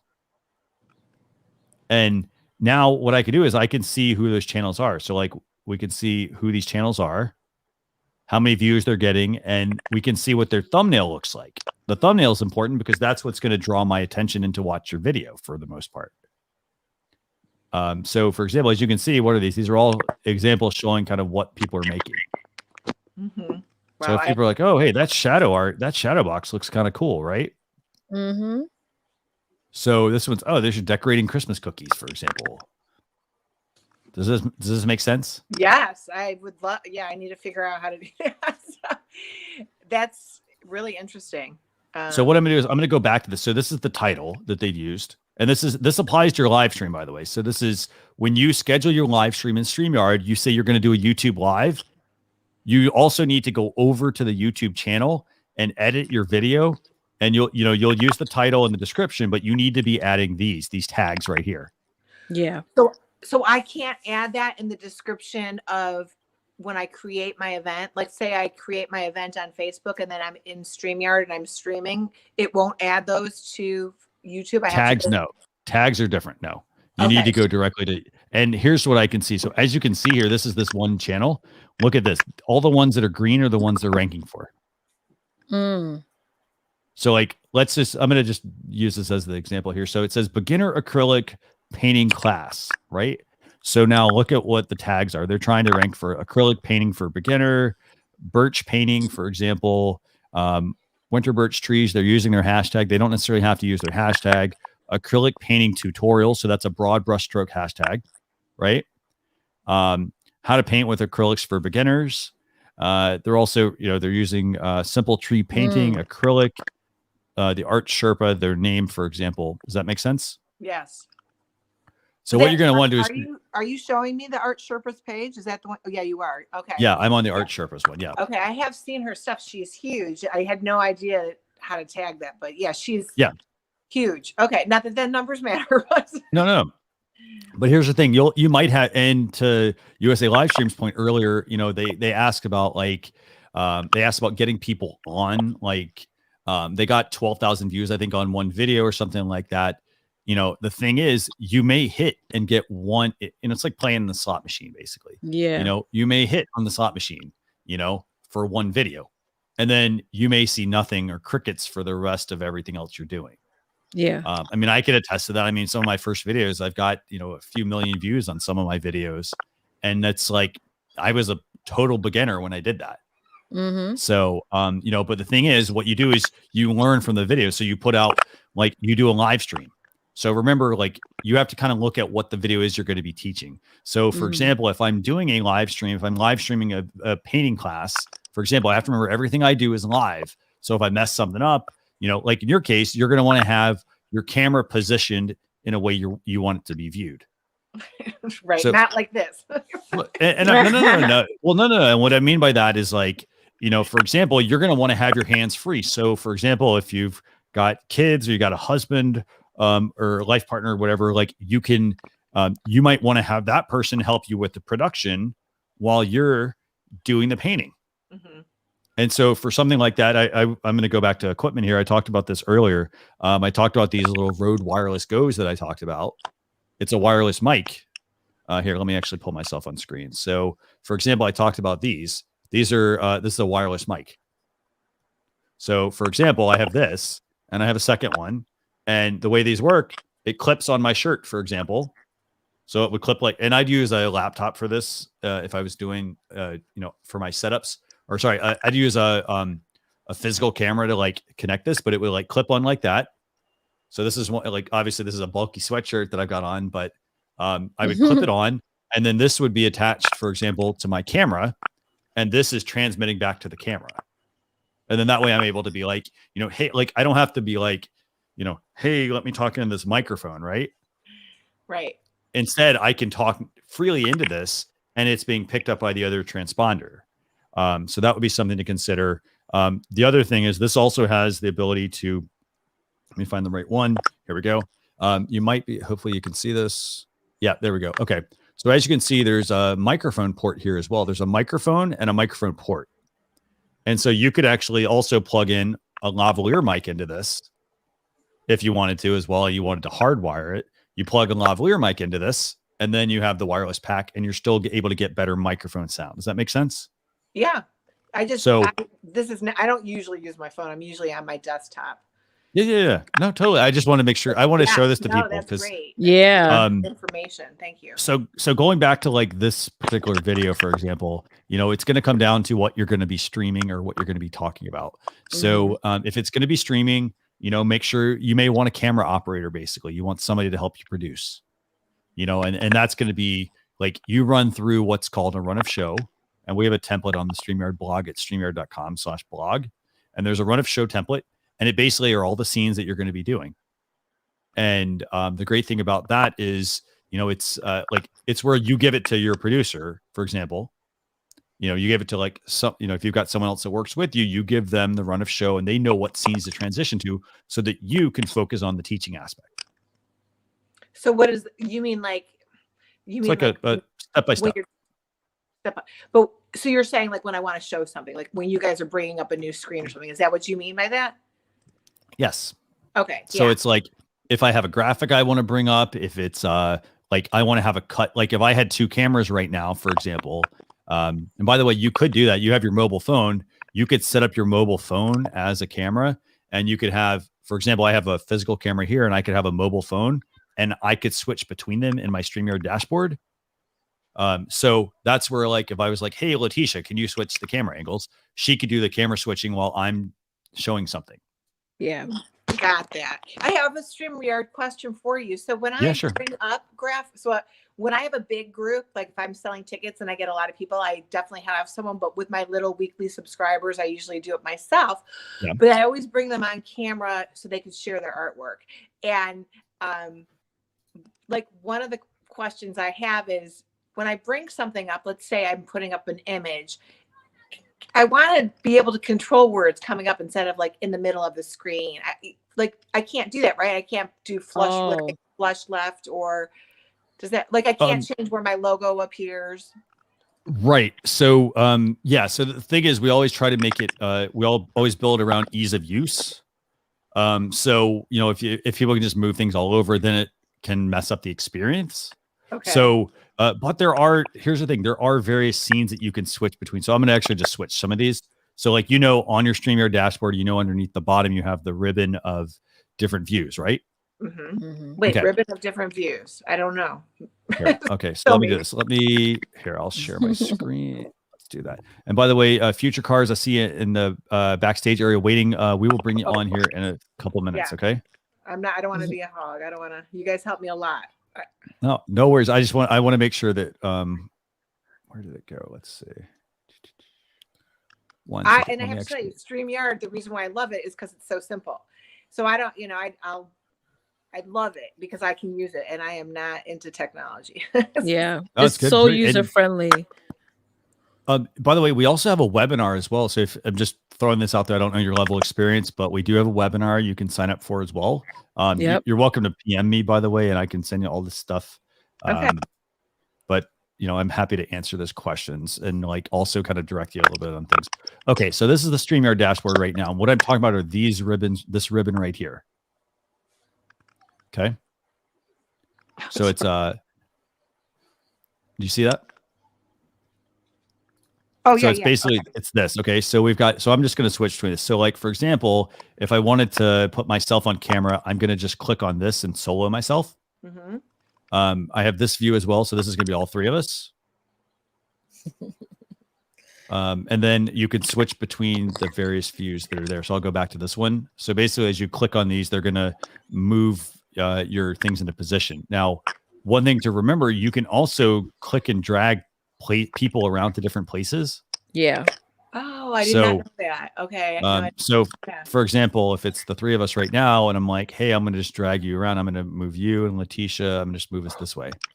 But don't get trigger happy, because a lot of times people love StreamYard, but they keep switching the screens and it hurts the viewer's eyes. It's like a lot of switching going on. Mine has stayed the same for a year. Okay? Yeah. I didn't even know I could do that. Yeah, awesome. Yeah, good tip. Thank you guys so much. Oh, you're very welcome. And just a quick point, Adam's Exploits here makes a comment about run of show. It's invaluable when doing live stream, especially when interviewing guests. So it's, it's what scene you're going to pull up. For example, if there's, you can build your show as simple or as advanced as you want. That's right. So if you bring up a, for example, if you're like, hey, I'm going to have a sound effect that gets played, then that's a more advanced thing. You want to do a sound effect. That's part of the run of show. Hey, when this person comes up, we want to play this sound effect or this audio clip, or we want to bring up this overlay and so forth. But you don't have to like script out everything. I mean, I tell people all the time, when I first got started, I had a stack of note cards, and it was exactly what, like, if you watch any of my shows that I do, it's like, okay, I have an intro graphic, I have an intro video that I do, I'm on screen, then it's, shared screen. Like, so everything is like note cards, and I can just move them around and figure out what I want the show to look like. And then I build it that way. Yeah. And if you're just getting started, it's like what I used to do at the beginning. I used to have note cards too, but my note cards had on it what I have to talk about before I hit the end live button, because I will ramble. So I would just use those as cues to keep me on track. It's like, okay, you got to make sure you say the link every 5 minutes or whatever. So it just makes it more streamlined and more easier, when you go live. Okay. I don't want to take up too much time. When I bring a guest on, and I send them the email that tells them how to use the stuff, when they come on, like I had the Cleveland Aquarium come on as a guest, and their sound was like screeching. Oh, what is the cause of that? The first question I would ask is, are people wearing headphones? Yeah. He did not have headphones on. So here's what can happen. So there's a feature. There is a feature in StreamYard. If you click on Cam Mic and go under audio, there's echo cancellation. And so, for example, if one person has headphones on, the other person doesn't, and this is what our audio engineers have told me. So basically, like, you have a wave pattern that's going up and down, right? And then you have another one that's going down and up, down and up, down and up. Like, they essentially can cancel one another out. So you want to have people wear headphones. Like, I always recommend people wear headphones. And if they don't, check the box. I think my box is always checked, but the interesting, so he was a special guest, never came on before, but all of my regulars who came on to show their artwork, no one had that issue with the sound. I might have had my ear pods in, but I know but none of my kids really wear earphones. So he was the only one that had an issue. That's all. It was just, I didn't know if there was, other than the earphones. It can be a couple things. It could be earphones or headphones. It could be that, for example, some people will open the window and they'll have the StreamYard open as well, the backstage. And so when they're doing that, what's happening is the sound is coming out and then it's coming back in, and that can create some of that as well. I will say this: we have a great support team, actually. I know, and by the way, NLTMW says use headphones and turn that feature off. Yeah. So you want to experiment a little bit with that and see what works and what doesn't work on that. To both your point and to this person, Christian Astudillo as well. They said they have, like, if you have a tech support question, like something like that, our tech support team can actually help you diagnose why that's happening. Yeah. And walk through. And also, if let's say if you're going live, everybody should come in like 10 to 15 minutes before the show actually broadcasts. So that way you can do those sound checks. And if that had happened while y'all was doing the pre-preparation, it would have been eliminated by the time you hit that go live button. Thank you. And I will tell you, your help team, oh my gosh, within minutes, they have always helped me. Within minutes. Yes. When Facebook started Facebook Live and I was so lost, they helped me so many times. I can't tell you. That is awesome. So I do want to say, all right, do you have can you look at my YouTube channel for a second and just tell me? Sure. Yeah. Future Cars, give me 2 seconds. I promise. Thank you very much. Sorry, yes, guys. we'll do that. Oh, no. Trust me. The whole point of this is to help people. Okay. So, if you have issues or you have questions, I mean, I'm more than happy to I spend just want to time make sure helping. it's self-explanatory. Now I know I don't pop up when people search for it. So I get that.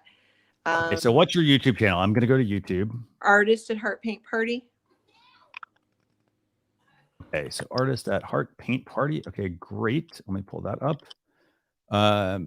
So for starters, you do show up very, very good for a basic search for the title. Okay, so let me pull this up. Okay, so and just a couple of quick points. Before I review this and bring it up on screen, I just want to make sure I answer a couple of questions that people had. Mike was asking real quick about iPhone users on StreamYard that have a clicking sound. I think that is an issue with like not having do not disturb on. I know when I started streaming years and years and years ago, there was always an issue where like this was before I was even using StreamYard. If there was any sort of notification that came through, it was basically causing it to like a blip, and that was causing some of that clicking potentially. The other thing also, if you ever get people like that, just have them exit the studio and come back in. Sometimes it's, there are iOS bugs as well that we have to work around. So I know at one point we had one where like people would come in as a robot and then all of a sudden, they'd have to wait. Like it depended on the version of iOS, and could not be fixed until Apple fixed their issue. And that, and then you had to get people to download the software. So it could be, I'd just have them leave the stream and come right back in. Usually that should fix it up. Okay. And Darren, thanks a lot, by the way, for helping out Underwater with that issue as well. Okay, I got your channel pulled up. Let's go ahead and do this. Let's pull your channel up. Let's see. Let's do application window. Here we go. There we go. And there we go. Okay, so we've got your YouTube channel pulled up. Okay, so we'll disregard all the stuff at the top. These are just ads from Etsy. Okay, cool. So here's your YouTube channel. This is what I saw. I saw that there's a fair amount of competition, a low amount of search volume for your terminology, and then the most used tags when I just search for your Artist at Heart Paint Party. Okay. So here's your channel. You got 42 videos, 1,200 subscribers. Okay. And you've got 103, 83 free love online paint night. Let's see. So you've got Christian, quick question. How did you get those stats on the side of the screen, on the right side of the screen? This little thing here. Okay, so this is using the TubeBuddy tool that I talked about earlier. Oh. So TubeBuddy, it's a free tool. It's free, but there's different tiers based on what they're going to give you access to. But it's a very, very, very handy tool because it does some really cool things. It allows me to do things like this. So for example, let's say I had multiple YouTube channels here. I could click on view details and it's going to load, and I'm going to be able to see all of the tags that you're using for your videos. In this case, there's no tags. There's 5 tags on this one. Hopefully I can count. Yeah, 5 tags. There's none on this one, none on this one, etc. Yes, I didn't know what I was doing. No, it's fine. No. Trust me. There's 3 here. A lot of people overlook this step. It's not a big deal. It's important to focus on, but it happens to everyone. So, okay. So I'm going to go into your channel. So the good thing is you've got some playlists set up, which is good. We've got uploads, popular uploads, past live streams. So I'm kind of thinking here that you need to set up some different shelves. So like, are all your paint or all the, you can have 10 of them, but are they all the same, or what are we making here? No, they're all different. They're all okay. So what are we making is what's the picture. So I thought it was self-explanatory, well, sorry. What I meant by that is, what are we making in the sense of, are we working with acrylics? Are we doing watercolor and so forth? So the way I teach is they can use any. So again, when I started, it was COVID. I was like, use whatever you have in your house. So when I do teach, I teach that they can do it with any supplies that they have, but they still want a supply list. So yeah, we want that supply list. I get it. So now I'm doing more of the supply list. Yes, but most. Ooh, I have an idea. Oh no, I don't want. Never mind. You can tell me. I know what you're gonna say. Yep. Christian, can I say Christian? No, yeah, whatever. So, so I would say, yeah, definitely the tool is definitely very handy. So like the one, when we talked about, so like the first thing though is like, so it does give you some channel analytics. I would say this, like, I think if I'm looking at your thumbnails, I'm just going to use your thumbnails as an example. I love the header up here, by the way. Okay. I like the art splatters. I think that looks really good. Yes, cute. Remember, so I know you're sending them back to Facebook. The question is, do you want to, do you want to send them to Facebook? Do you want to send them, like, where do you want to send them? Well, I would love it if they went to my website and subscribed, but okay. On Facebook, I have a free group where they have like free printable templates. Oh, okay. This is good. This is good. Yeah. So I can't get that on YouTube. Okay. So a couple of things I would almost say, like, so this looks like, I'm just going to give you some feedback here on the URL. I'm not sure how you got a .org, but usually like .orgs and those kinds of ones, they usually are very restrictive on like who can get access to those kinds of URLs. I did it when I was a teacher. I mean, okay. And then again, I didn't know this was going to happen, so I went, and then I was on the news and stuff, and it was recommended that I just keep the same website. Okay, cool. So I have had that website for several years. That's good that you have the .org, because most of the time it's not a publicly available. Like they have to be very specific about who can get those kinds of domains, or like .edu and .gov and all that sort of stuff. Yeah. Okay. That's true. So so I'd say, like, from a playlist standpoint, I would definitely say work on the shelves. So like if you're going to be doing live streams, put the upcoming live streams at the top. And then for some of these other ones, like, okay, so we got past live streams. If you're doing like acrylic painting, for example, or, you have to kind of think about, like, is this for kids? Is it for adults? If they're for kids and adults, you could maybe have a playlist of, it could be like painting party for kids, painting party for adults. And that way it showcases the work that you're doing for each one. And then I think for your thumbnails, if it were me, I sort of like, what do you think, Leticia? Okay, so I'm a mom, so I actually like these thumbnails, to be honest. Because when you're being a mom, you want something that's like creative and it catches our eye. Okay. And they're like all theme based. So if it was like all like, how some people have thumbnails and all of them look the same, but the title's different, that probably wouldn't work with me on like a channel, like artwork channel, if I'm looking at it with my children or if I'm looking at it for myself. You get what I'm saying? Yes. Yeah. And I will say this, because it's art, and so you got to show that on the thumbnail. It can't be the same thumbnail throughout all the videos. I will say what I really like, I'm looking through these, and I initially was gonna be like, oh, I like the one, for example, this Safari one. I was like, oh, I like that, right?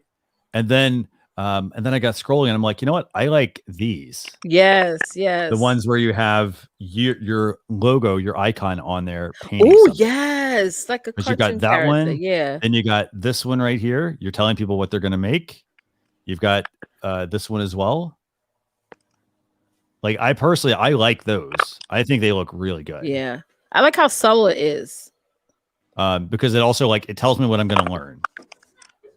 And one other thing to think about with your, with this kind of video. So for example, this was streamed. So I see you put the time and the date on there. I don't know if I would put that on there. And the reason is, so I don't know if I'd put the time and the date on there. And the reason is this, it's temporary. Yeah. So I would almost tell them, what are they going to make? Like jellyfish and jack-o'-lanterns, for example. So it could be something like if it was paint at home or a painting party, jellyfish and jack-o'-lanterns. Does that make sense? Yes, absolutely. Yeah. I was looking at them like, oh, I got to change these thumbnails. Absolutely. So Wild Wednesday. Yeah, I get it. Don't be afraid to go back to your videos, by the way. Don't be afraid to go back to these and change these thumbnails. So go back, I'd say go back, change the thumbnails. And then I would even consider adding a hashtag to that image as well. Excellent. Yes, I will definitely do that. Because remember, like these are very small. Like, so there's yeah, they are small. And then also, I mean, so Adam's Exploits makes a comment about is there too much text? I mean, I think if it were me, I would look at what other, I like your combination of your logo and what you're actually painting. Because watch this, when I hover over this, I see you and I see what you're doing. Mm-hmm. Oh, yes. So I like that. I really like that a lot. I would say experiment with that. Now that is one thing that's a really good thing, actually. So one other thing about TubeBuddy, by the way, that you can do for your live stream is this. And by the way, Darren says also big fonts, little text, big smiley faces, show teeth. Yeah. But one really good thing about TubeBuddy, by the way, is that you can actually do A/B testing on these thumbnails. So you can upload 2 different thumbnails. You could make one that is just the artwork, for example, and you could do another one where it's got all this text on it, and then it'll do an A/B split test for you and help you pick the best one to use. Wow. Okay. That's great. Yeah. That's the first thing I do. Now let's do this. I'm going to open one of these. For example, I'm looking at this one that got 16,000, and I'm looking at like some of the other videos. I'm like, oh, you got like 105, for example. Nothing. 105 is still a good number. But the question is like. And this one's actually pretty good too. I like that you're showing the people like what people made, for example. That's even good too. So let's just go back to like one that which one do you want to pick, Leticia? I like the one with the fish. Like the fish are kissing. That's the one that just caught my eye right away. All right, so that's the one that starts with this the sound problem. So so here's what I'm gonna do. I'm gonna pause. I'll have the sound muted. So tell me about the sound problem you had. Well, I have a 5-minute start thing in the beginning. What do you call it? Countdown. So you might want to roll up 5 minutes. The guy, my guest did not come on early, so when he got there, I brought him right up because they were trying to. Well, it doesn't matter. But anyway, so as soon as he came on, it was just really bad, and you can't really understand him. And he was talking about the fish. So, and even when I spoke, then it was like. Echoey. So if you go in about 5 or 6 minutes, you'll see what happened. So what I'm doing is I'm not going to play that because I don't want to get our I don't want us to get flagged or something. But just something to pay attention to there is going back to what Leticia said, we should always try and have people come on early. So have them come on early. One thing that I always do is set up a temporary Facebook group where just you and maybe your guest, for example, are a member of. And what you can do is you can stream into that test group and see if there's an audio issue. I like it. Yes. Okay. What a lot of people do is they just join and they're like, okay, hey, it worked last week. It's going to work this week. There could be some sort of hum. If you got a phone next to something, you cross a cable, sometimes they will create some issues. But yeah, that's the first thing I would do is make sure you always test that. You'll get into a rhythm where like, hey, everything's good. But if you're having different guests on, always, there's bound to be, an issue with one guest, but not an issue with someone else. And that's primarily because they're not wearing headphones, or they've got that, one has the box checked, one has the box not checked, one's wearing headphones, one's not wearing headphones. So got it. I totally that's the first thing. Okay. So my favorite part of the show is when the kids come on. So if you want to go towards the end, that I really think is what makes me different than the other artists that you see all over is that so that they came live from the aquarium. You can see, and he talked about the fish. This is the third time that we did a joint project with them. And each time we're learning about different fish. So, that is cool. Nice. It was cool and very fun. And then, so I love bringing guests on, and I've had musicians and authors and all kinds of fun people. And then at the end is when the kids can come on and show their artwork. And I don't just have kids, and that's I've tried to kind of focus. Most of the subscribers are my homeschool children and military families because they were the ones who stayed with me throughout COVID. So, but I do have a lot of grandmothers who join us and create too. So I don't want to include them, you know. No, this is good. I mean, I'm looking at it here, and I mean, I'm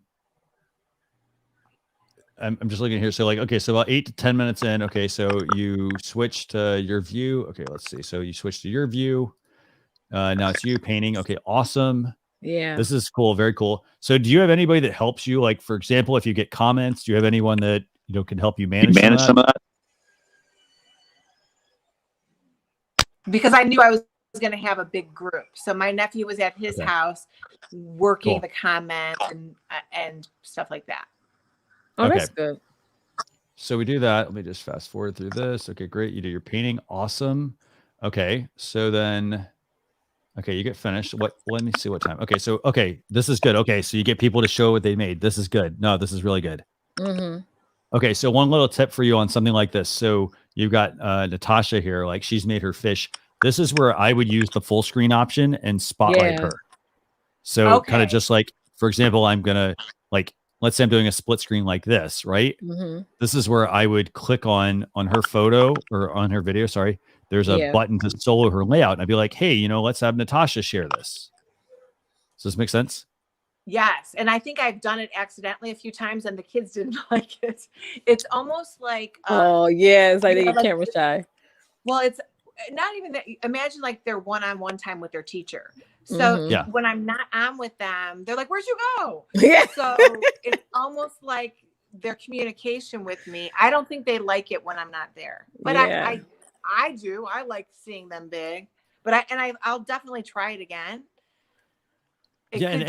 Or you could be like, Jimmy, would you mind if I put you on the screen full view? And like, sure, you know. Or you could almost say like, oh, hey, it's show and tell time or something like that. Or like, you know, hey, we want to see what you've actually been doing.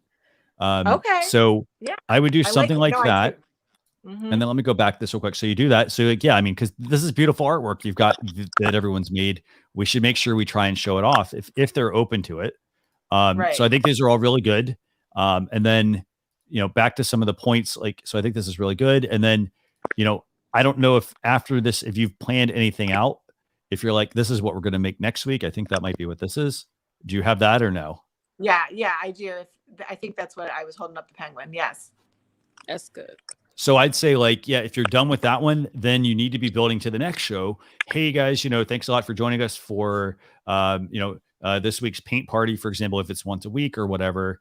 I would then go and tell them like, you know, hey, subscribe to the channel, like this video, subscribe to the channel, click the notification bell, and then drive them to this second, or encourage them, join me whenever I'm joining next, like next Thursday at 10 o'clock or something like that. Right. Yeah. And just off the top of my head, because I know here in New York, they have tons of rules and regulations when it comes to streaming with our children. Are you giving, just for future references, are you giving the parents any consents to sign digitally to showcase their kids? Or no, they every parent is usually right. You got to think kids are not on Facebook, right? So it's usually the parent's account, and 99.9% the mom's right there. Right there, got it.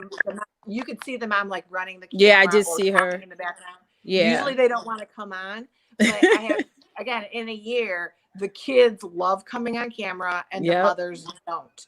I love what you do. I love it. So I've done no consent. I love what and again, you do. The ones that have they actually love being on camera, and then they love watching the replay because they're into that already with the devices and stuff. I'm honestly saying this is I love what you do. I really do. I'm going to be checking you out. Yeah. Oh, and thank you. And your son should watch, because so now so many parents are concerned about schooling that I've incorporated a lot of literacy art lessons. So that will help. Yeah. Thank you guys so much for all of your information. One last tip for you. So Michael suggests also after the live stream. So you remember how we were fast forwarding through this, and there's like an intro, and then there's like the point where you're actually painting, and then there's the part where like now it's like the show and tell time with the kids. You should consider going in and adding chapter markers. Yes, and these are added in the description of a video. Yeah. I don't even know Let me see if I can what show you what that looks like. So let's say at minute 14, you started to get them to draw. So you'll go into the description, you'll type 1-4, the what's that thing? The dot, and then I'll show you how 0 it works. 0, and it goes straight to that video. And you put the name next to it. Christian's gonna show you. Go ahead. Here, I'll show you how and that I works. can watch this again later, right? I can watch this show later. Yeah. Yeah, course, we're gonna take it. I'm gonna use my own video as an example here, but that's also just because that's so. But okay, so I've got this video. I can see how that's going to be helpful for a parent standpoint. Like I could just go straight to that particular part of the video. Okay, so you see what I have here. So you've got, for example, 00:00. So I enter. So it's the format is 00:00. So it's like, at this point, this is the start. If I want to fast forward to 6:15, I don't actually have to. And by the way, these are timestamps. Yeah. So I don't have to actually go to the point in the video. I just type this out. I literally just type like 06:15 and then whatever my title is. And now what that's going to do is it appends to the end of the URL, that point of the video. And then if you actually go to the video, let me skip this ad real quick.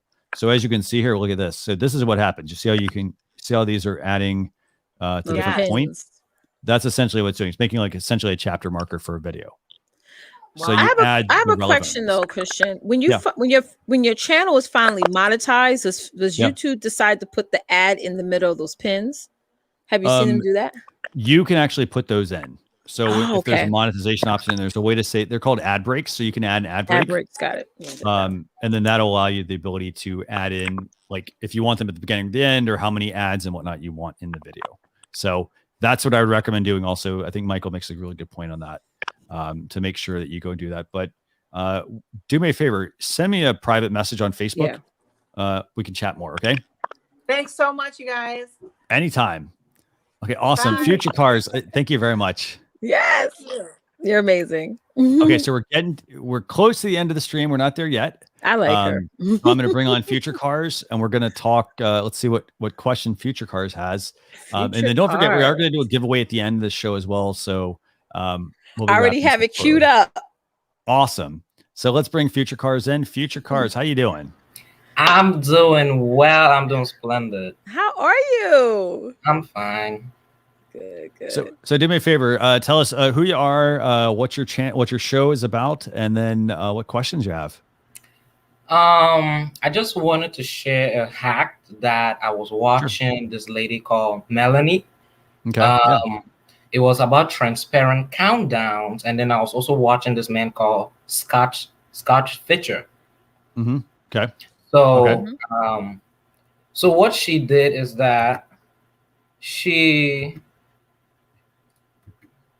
went into, like, she was talking about the whole how she made the transparent countdown. So I'm going to share my screen, right? Yeah. Okay. Yeah. And yeah, I think I know who you're talking about. I think you're talking about my friend Melanie. Yeah. So Melanie she Diane, went. Okay. Yeah. So they went here. Yeah. Okay. So she went into. She went into Canva. She said she created like a. She created like a template.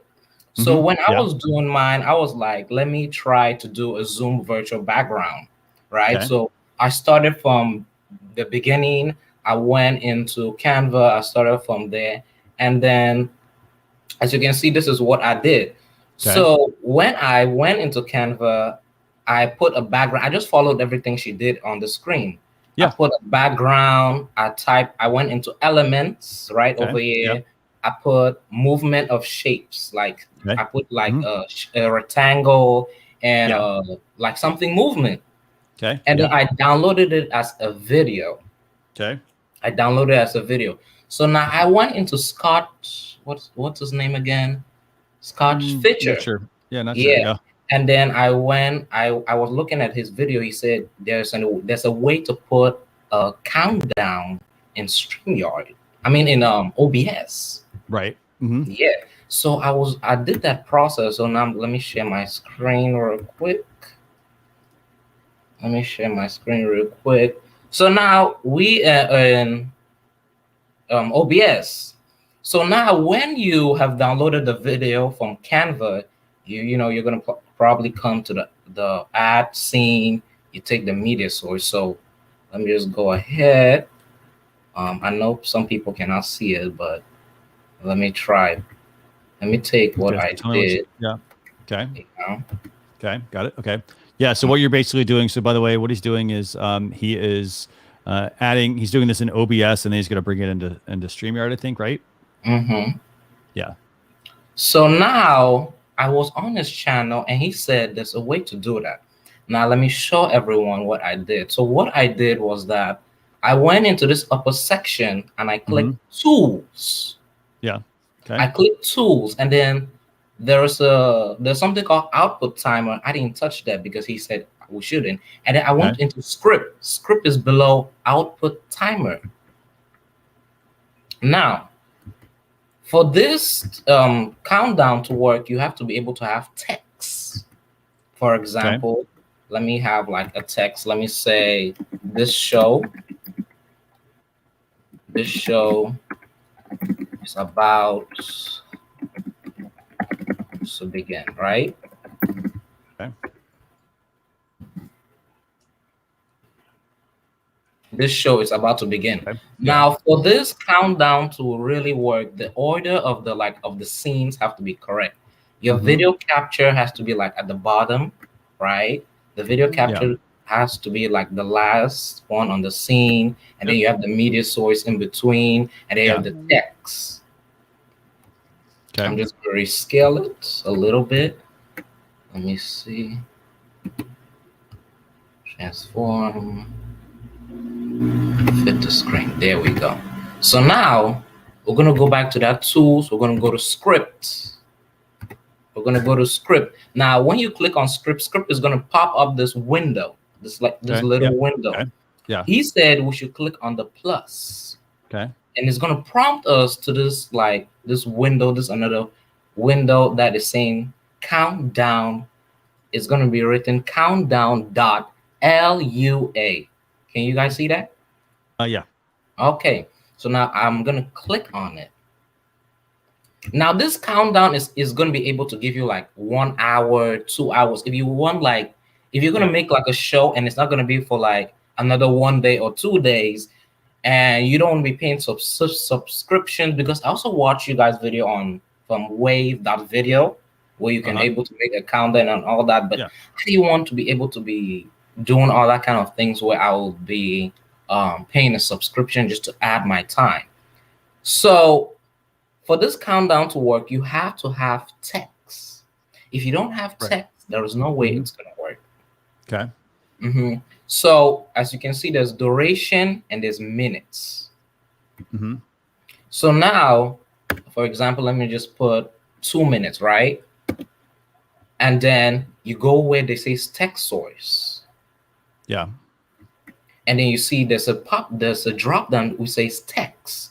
You click on the text. And the text takes a spot where it says text source. Yeah. Now I'm going to say reset timer. Where did that go? Okay. There we go. You see? But now there's a little problem. You see, the countdown is big. So now I'm going to make it small. Now you see it fits perfectly. It fits perfectly into that box. Now I'm going to show you guys. So after you've clicked the reset timer, make sure you click transition, and make sure you go down to this bottom part where it says scene transition, and you click fade. Okay. When you click fade, it's not going to work. Now there's this little eye where it says sources, right? You go over there, you go to media source, and you're clearly going to make it to be hidden on the stream.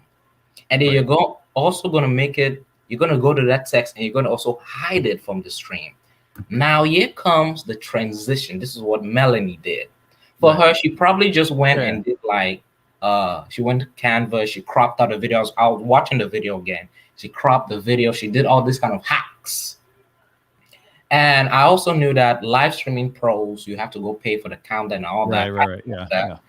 I didn't want that kind of method. So for this to work, you have to first make your video capture source to be the last one. And then what you're going to do is now you're going to make your video capture. Yep.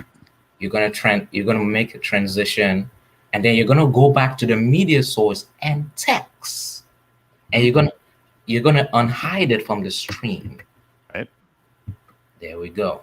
Now watch what's going to happen real quick. There we go. You see me on the background? Yeah, you should definitely make a video and share this in the StreamYard. That is what she did and what he did. I just combined everything together. Yeah. Okay, cool. Awesome. No, this is good. Yeah. Very cool. Yeah. Yeah, do me a favor. Yeah, if you have make a video on that, yeah, it'd be I think that'd be a good idea. This is a way to make another countdown timer that you want to bring into your live stream. Yeah.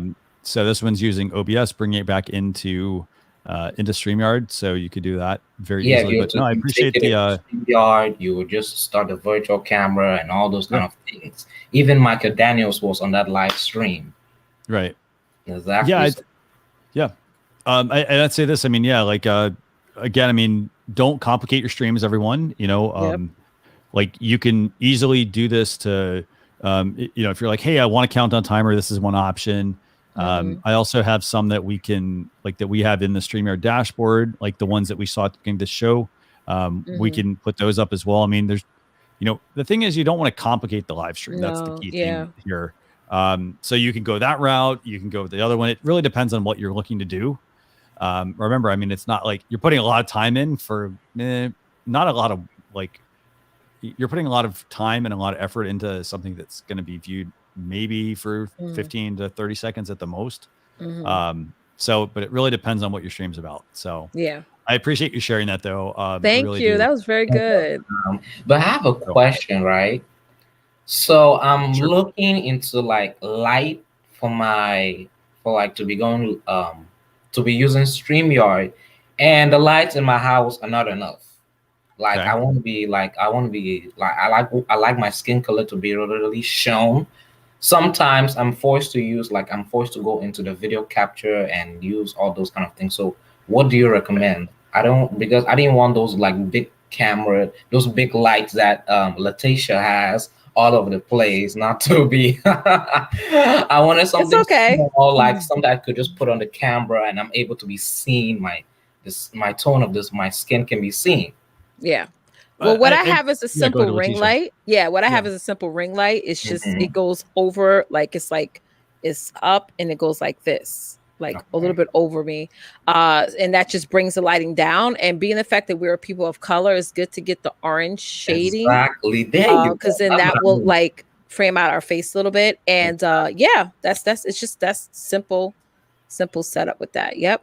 Because we're wearing glasses, so if you put the light directly in front of you, it's going to reflect off the glasses. But as you see, if I go like this, then you'll see it because it's angled. So I'm looking forward, and you won't see the ring around my glasses. Okay. Yeah, and that's gonna be one of the challenges. Yeah, you can I'm using a ring light as well right now, but it's also going to depend on this. So one thing you mentioned was hey, can I put a light on top of my camera? You could do that, but you are going to have to figure out how far that camera is going to be out.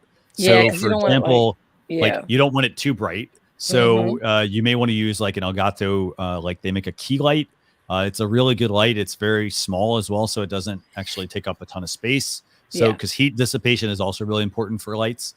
You can also go with some hardware hacks if you go to a Home Depot or a Lowe's, and a lot of people will buy the clip-on lights, and they'll put those on, and then they might put something over the light to diffuse it.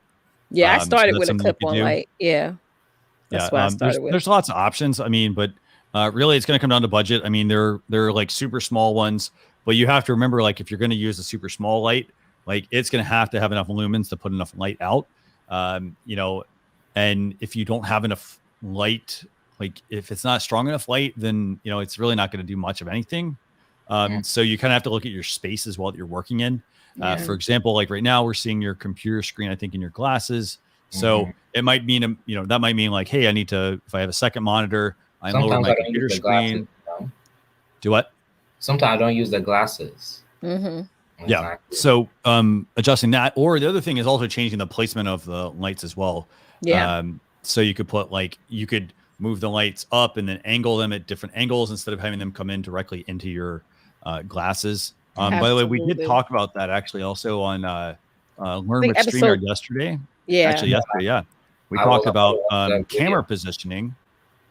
And I'll actually drop a link to this. It's all about camera positioning. But yeah, that was a good our guest, Kevin Colby, he actually was on and he was talking about, he has glasses and he was talking about different positions for your camera to get that framed. But then we also talked about like lighting, because it was a question that came up about how do you adjust it for glasses and things like that. And so we're gonna have more on that, but it was definitely a topic that he talked about that was it was a good topic actually. So okay. But thank you very much for joining us. We really appreciate it for sharing that tutorial. So awesome. That's a great hack, for 1 hour countdowns and all those kind of things. And thank you for that camera option. You're welcome. Anytime. Okay, bye-bye. Hopefully we'll see you next Saturday. Yeah, I will be there. Awesome. Thanks. Great. Very cool. So it is now up to it's time for our giveaway, right? What are we going to give away today, Leticia? Oh, Coach Erica want to know real quickly, what type of camera are you using? I'm using the Sony A6400. Where did I miss that? Did I miss that question? There we go. Yep. I've got the A6400. It's got a Sigma lens on it. I'll send you a link to it. Just do me a favor. Send me a private message. I'll send you the exact things I use. Yep. And I'm using a Logitech camera and a lens. And you've got a Logitech. Which Logitech do you use? It says HD 1080p. Okay, so you're probably using the C920, I'm guessing, or the 922. Yeah. The 922, I think I'm using. Yep. Nice. So lots of options. So now we're going to do a giveaway though. For those of you that are still watching, I want to thank you. Darren, sorry, I'm using a Sony A6400, and then Leticia's using a Logitech, I think the 922. I think that's what you're asking. So awesome. This is really good, actually. By the way, Michael, I'll work on that as well. I only so many hours in the day, but I'll do my best to work on that. Yeah, we have a lot. So we're gonna do giveaways. So what are we gonna give away today, Leticia? Let's do a cup. Do y'all want a cup? A mug? One of these? A mug? I said a cup. A mug. Okay, cool. Yeah, so we're gonna do a mug. And all you have to do, we're gonna put in #love StreamYard in the comments, and then Leticia is going to pick a winner. She's gonna randomly pick a winner. Winner, chicken dinner. So I'll leave that up here just for let's leave it up for a couple minutes. And just that's all you have to do to be entered for a chance to win that. All right, let me add y'all in. I'm doing that copy and paste feature. And what we're using is Wheel of Names. So do you want me to, let me know if you want me to pull Wheel of Names up. Okay, give me 1 second. It's going to get a couple more take people. Take your time. And make sure I don't have any double names in here. No worries.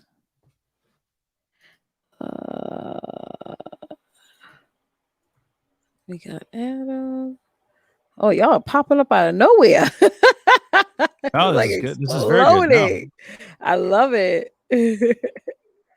Okay, I'm trying to get the few that I see that popped up. Hold on.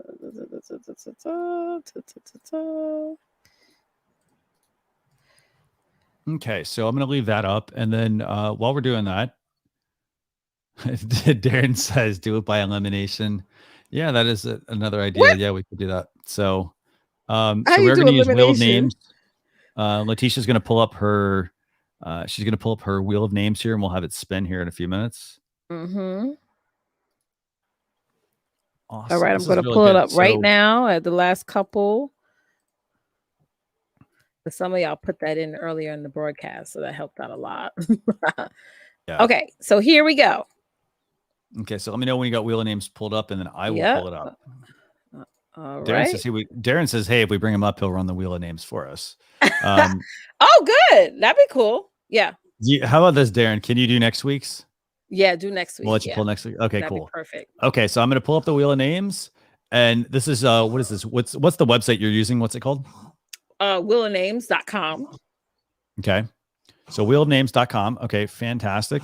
And then let's go ahead and have you spin, and you're going to win a StreamYard mug. That is so exciting.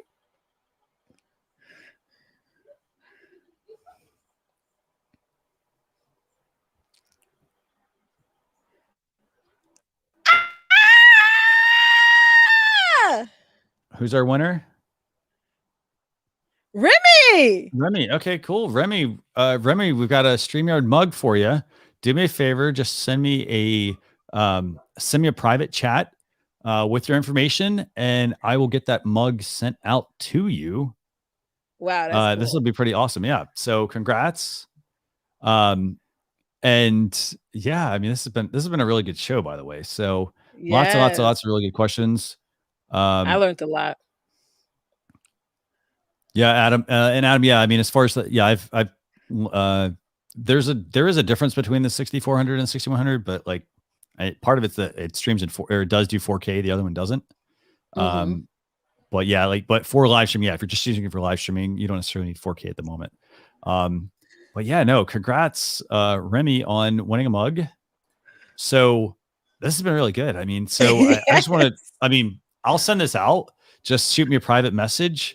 If anybody, if I talk with you during the show and it's like, hey, send me a private message, just do that. I will help you out, give you some direction on places to go, tools to look at, things like that. If you have questions, just a couple of quick notes, by the way, on our end. We have this YouTube channel. So if you are, obviously you're on youtube.com/StreamYard, or if you're not, go check us out there, like and subscribe to the channel. This way you get notified every time we're doing a new live stream. I will say we have quite a few live streams. I know tomorrow night at 9 p.m. Eastern Standard Time, Gage and Dan are doing the StreamYard Town Hall, where they talk about what's new with StreamYard, whether it's a new feature or whether it's updates, or maybe they have questions for our StreamYard users. So go check out Dan and Gage on the YouTube channel. They're the co-founders of StreamYard. Definitely also, so we've got that. We've also got, let's see, next week, we've got Daniel Glickman is doing Tech Talk. I need a whole slide of this, by the way. I know, Daniel, right? Sorry, on Monday. Sorry, I got to go back to this. So I got to start off. Sunday, we've got Gage and Dan doing the Town Hall. On Monday at 2 p.m. Eastern Standard Time, Julie is doing live stream impact. So it's going to talk, in this case, they're going to be talking about using video to build relationships. So we've got that going on. We then have that's Sunday, Monday, Tuesday. Tuesday is going to be Daniel. He's going to be talking about how to enhance your live streams, some fun ways to do that. That's going to be at 11 a.m. Eastern Standard Time. We also then have, it looks like StreamYard Connect as well is going to be on about introverts. And that's going to be on March 3rd. So I think that's Wednesday, I think, at 2 p.m. I think on Thursday, we have StreamYard Spotlight. I'm just, I don't have the exact show on that one, but we have StreamYard Spotlight. Then I think we have maybe something on Friday. And then also Saturday again, obviously next Saturday doing live stream reviews. So basically we have a show pretty much every single day. Every day. And just to help you guys, I'm going to just show you this real quick. This way, if anybody's watching on Facebook or YouTube or wherever, you can see this. But this is our upcoming live streams lineup for next week. We don't have tomorrow's schedule yet. So the Town Hall will go in here. Then you're going to have this one on Monday, Tech Talk on Tuesday, StreamYard Connect on Wednesday, StreamYard Spotlight on Thursday, something on Friday, and then on Saturday back to live stream reviews at 12 p.m. Eastern Standard Time. So with that, I want to thank everybody for watching. This has been a fantastic show. Congrats to Remy as well on the contest. Do me a favor and just reach out to us with the information that we need so we can get that shipped out. But I want to thank everyone for joining us. If I didn't get to your questions, by the way, one last question. G here is asking, is the network indicator tool working yet? That should be turned on, but you only see it if there's a problem. Yeah. So you'll see like the network indicator will pop up on your screen if there's an issue. It's right next to like the timer. So mine was showing up yesterday because I was on my balcony and I was outside. So it did show up that I was out of range, or the stream quality wasn't good. So it's good. It's a really, really good feature that we know that the stream is not working right. Awesome. So with that, I'm going to wrap things up. And then, like if anybody, I'll try to go back and respond to the comments.